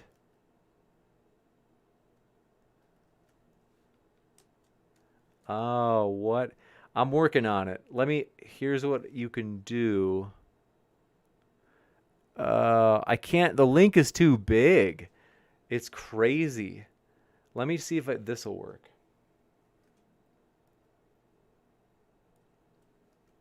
Nope. I'm amazed at how big this link is. Give me, I'm trying to post the link for how you can I'm trying to post the link for how you can. And it's hard, Jay, because the link is too big. Let me try to shorten it really quick. Andreas Arga, thanks for being here with us, buddy. We hope you had a great day. And Jay Mixon says, "I'll email you." You got it. Sorry. I'm going to use tinyurl.com as our dearest friend has recommended. Tina Turner. Do you remember her? tinyurl. Let's see. That's not, I'm trying to remember. Tina Turner wasn't, I'm totally off. I'm thinking about Michael Bolton right now. Not in like that kind of way. But, oh, here it is. Okay, Jay, bro, here. I've got the link for you, man. Thanks for your patience. Jay. Oh, thanks, man. Let me know if that works. I just put a link in the chat. And let me know if that's good or bad, Jay. I honestly don't know. That should work. It'll teach you how to do it. And I wish I could help you more directly rather than just giving you a link. But the cool thing is you set it up once. So anybody, if you have Amazon Twitch and you want to support the channel, and maybe you're like, "Hey, bro, I don't have a lot of like cash I can give right now, but I'm happy to support the channel." One thing you can do is smash the like button. That really does help. And so we appreciate when you guys do that, seriously. Another thing you can do is that if you want to learn how to use your Amazon Prime membership for a free Twitch subscription, because normally you have to pay to subscribe to somebody on Twitch, and you get like all these like little perks, but how to use your Amazon Prime subscription for a free Twitch subscription that you can use on Modern Day Debate. I just put that link in the chat. And then that basically will teach you how you can use your free subscription if you have Amazon Prime. So if you have Amazon Prime, you can use it and it's no extra cost to you. But it helps us because each time you renew it, you have to renew it once a month. It gives Modern Day Debate receives $2.50. And I know you're like, "James, it's not even that much, man." Let's say we had 100 people who did it. I mean, it's not unrealistic, right? It's not. Let's say we easily could get 100 people who subscribe on Twitch, and I bet 100 people who are subscribers of Amazon, or I bet at least 100 of our YouTube subscribers have Amazon Prime, and they probably haven't yet used their Amazon Prime free Twitch subscription, which means, let's say those 100 did it, and let's say that they renewed it each month. That's $250 extra for Modern Day Debate each month, which is, as we had mentioned, we want to do a lot more in-person debates this summer. That's easily a one-way flight, or even depending on which city you're going to, that could be a round trip. Like that could be like let's say I fly up to Minneapolis from where I am, Denver, and we do it for the purpose of, like, let's say to host a live event in Minneapolis. We host a live debate up there and we stream it live for you guys. That easily we could fly there and back for $250. So it really does help, like for real, it can. And so we appreciate you guys doing that. Thanks for that support. It means a lot. And yeah, it's cool though. It doesn't cost you anything extra. It's just comes along with your Amazon Prime account, whether or not you use it. You don't get charged any extra or any different. And Albert Bitcoin, good to see you, my dear friend. Oh my. Albert is at it again. We're pretty sure Albert's a bot. We don't think he's a real person. We think, no offense, I hate to be so mean, but we think that that Albert Bitcoin is a bot of some kind. He just always says gibberish, So I'll read what he's saying. Quote unquote, often atheists tend to agree with some aspects of religions, including, for instance, the Buddhist way. Something to think about. So he's always just kind of on his own little track, talking about weird stuff that everybody else is like, oh, what are you talking about, man? Kyle P., glad you're here, man. Says, we talking about Christian Prince now? Christian Prince was here in the chat before, assuming it was the real Christian Prince and not a parody account. I don't know, but we are excited about the future. Let me tell you about some of the other upcoming debates that we have coming up, you guys. That will knock your socks off, for real. We're just really pumped about this. So in case you want to know about other ones, we, as I mentioned, have the new Woke Wars series coming up. And then we are hoping to get Matt Dillahunty versus Sam Nassan. I already mentioned that, on whether or not Jesus fulfilled Old Testament prophecies. Then we're also hoping to get Hovind against Jackson Wheat. I don't know if they're going to go for it. I haven't heard back from Hovind's secretary. I don't know who knows. Kokesh we might have on. We're going to try to get Adam Kokesh to team with T-Jump for a Woke Wars debate. Then we're going to try to get Shmuley Botea, I think it's pronounced. So he's a rabbi, a pretty famous rabbi. And we're going to try to get him in a debate with Randolph Richardson. That's not confirmed. I haven't even reached out to Mr. Botea. So no promises it's going to happen, but we're going to try. And I know Randolph is in. He's up for it. So yeah, we're excited though. It's going to be epic. We're thankful for all you guys making this awesome, for all of your support. Thank you guys. You make this fun. Let me know if there's something I can do to make your day easier. We love you guys. We appreciate you, seriously. And so with that, yes, we are pumped. And for real, I had heard this. It's common that like half of the let's see. Augur says, James, live stream how to do the Prime Twitch subscription. I'm also an old man. Oh, that's a good idea. I mean, they do have pictures in the link. Like it's pretty, like the link that I gave, that I put, is like, it really is pretty good in terms of showing you how to do it. And the other thing is, I can't show you because I don't have more than one Amazon Prime account. I do have an Amazon Prime account that I've done it for, but since I've already done it, like for you, that's not very useful because it won't show you how to do it for the first time.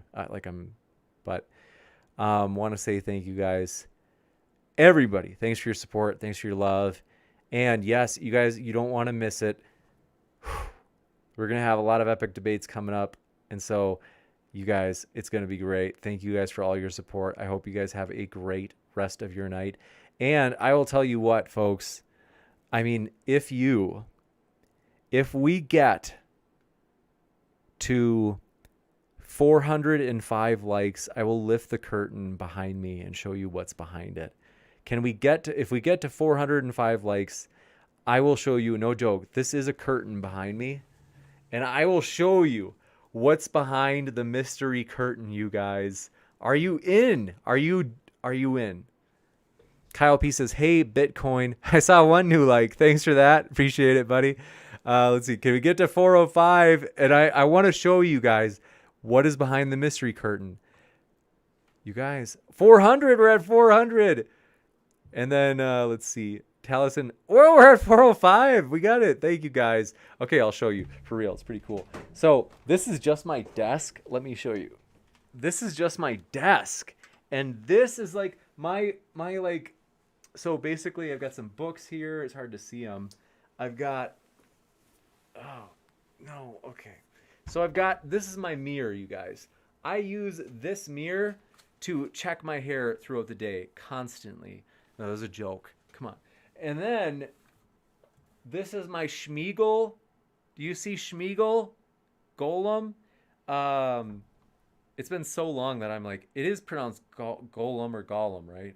But basically, yes, this is my little whiteboard with, it's got writing on it. A lot of writing. I'm not the most organized person. I mean, I need that. Let's see. Pure potassium. Don't go too low on your potassium, for real. And always have a candle handy, you guys.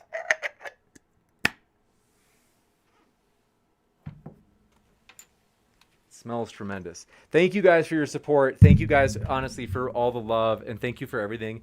You guys make this fun. You guys, honestly, it's a blast. I appreciate you.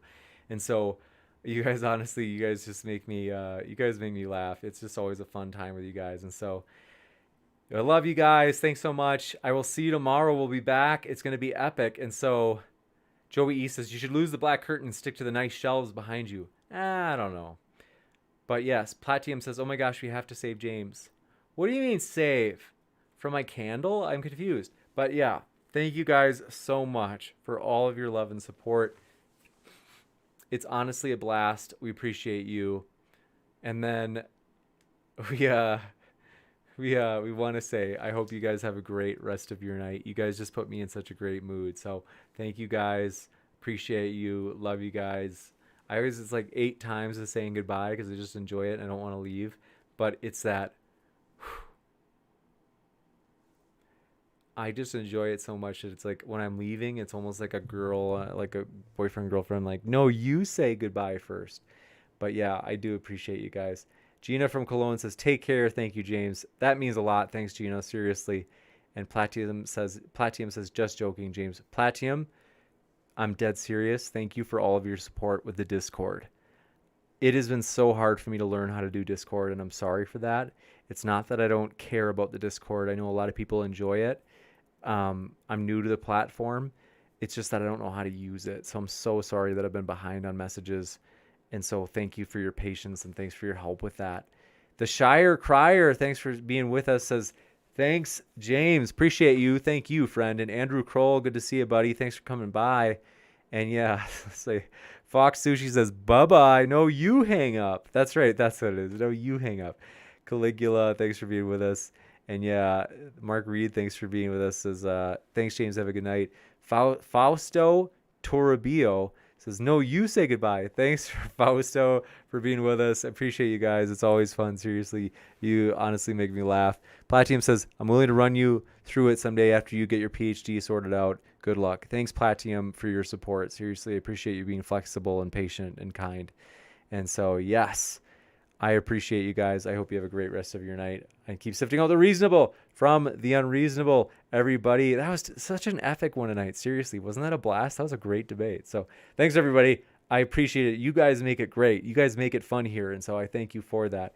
And Jacob Sherian, let me know if I mispronounced it, says, stay blessed, James. Thanks for your kind words, Jacob. Seriously, that means a lot. You as well. Stay blessed. And thank you, Everybody, though, I seriously appreciate you guys. Albert Bitcoin, thank you so much. Albert says, that is an absolute truth that no one may deny. He's a bot. He's got to be a bot. All right. Thanks, everybody. And then he said something to think about. Oh, man. I love you guys. Seriously. Augur, thanks for being with us, buddy. I hope that you have a great night, and I just hope you're just feeling love, and we hope we appreciate you being here. Taliesin Oberlander says, dislike the stream to boost James's potassium. Hey, it might work. Matt Harvey says, take care, James. Modern Day Debate. We really do appreciate the sharing of intellectual transfer of neurons. Thank you. I appreciate that, buddy. That means a lot. So appreciate you guys. Love you. And pumped for the future, you guys. We have a vision. We all agree on this, folks, no matter what walk of life you're from. Christian, atheist, black, white, gay, straight, Republican, Democrat. All of us want to see fair debates hosted on an equal playing field, and that is what we are going to do at Modern Day Debate. And when all the smoke and dust are clear, all the smoke and dust is clear, you're going to see that vision become a reality. We're going to be a major platform on YouTube, serving the YouTube community that way by hosting fair debates, always striving to be as fair as humanly possible, as everyone deserves a shot to make their case on a level playing field. And so we are excited about that. We're also excited about making the world a better place. And that's why we love those like once a month charity streams that we do for example, Save the Children. Those are things we all agree on, folks. Like, we really are more alike than you think. We do have a lot in common when you think about it that way. And so my folks, my friends, whether you be Christian, and Nick, thanks for we're glad you're here, Nick. Came in late, glad you're here. And Delta November, glad you're here, friend. Thanks for being with us. But yeah, do want to let you know, folks, as a result of that vision and the fact that, hey, we have all that in common, folks, whether you be Christian, atheist, gay or straight, black or white, trans, or what's the other word, non-trans, cis, I don't know. But I do want to let you know, no matter who you are, no matter what walk of life, we're glad you're here, folks. Thanks, everybody, for hanging out. And we will be back tomorrow, and it's going to be even more epic. It just keeps getting more epic. Take care, everybody. Love you guys.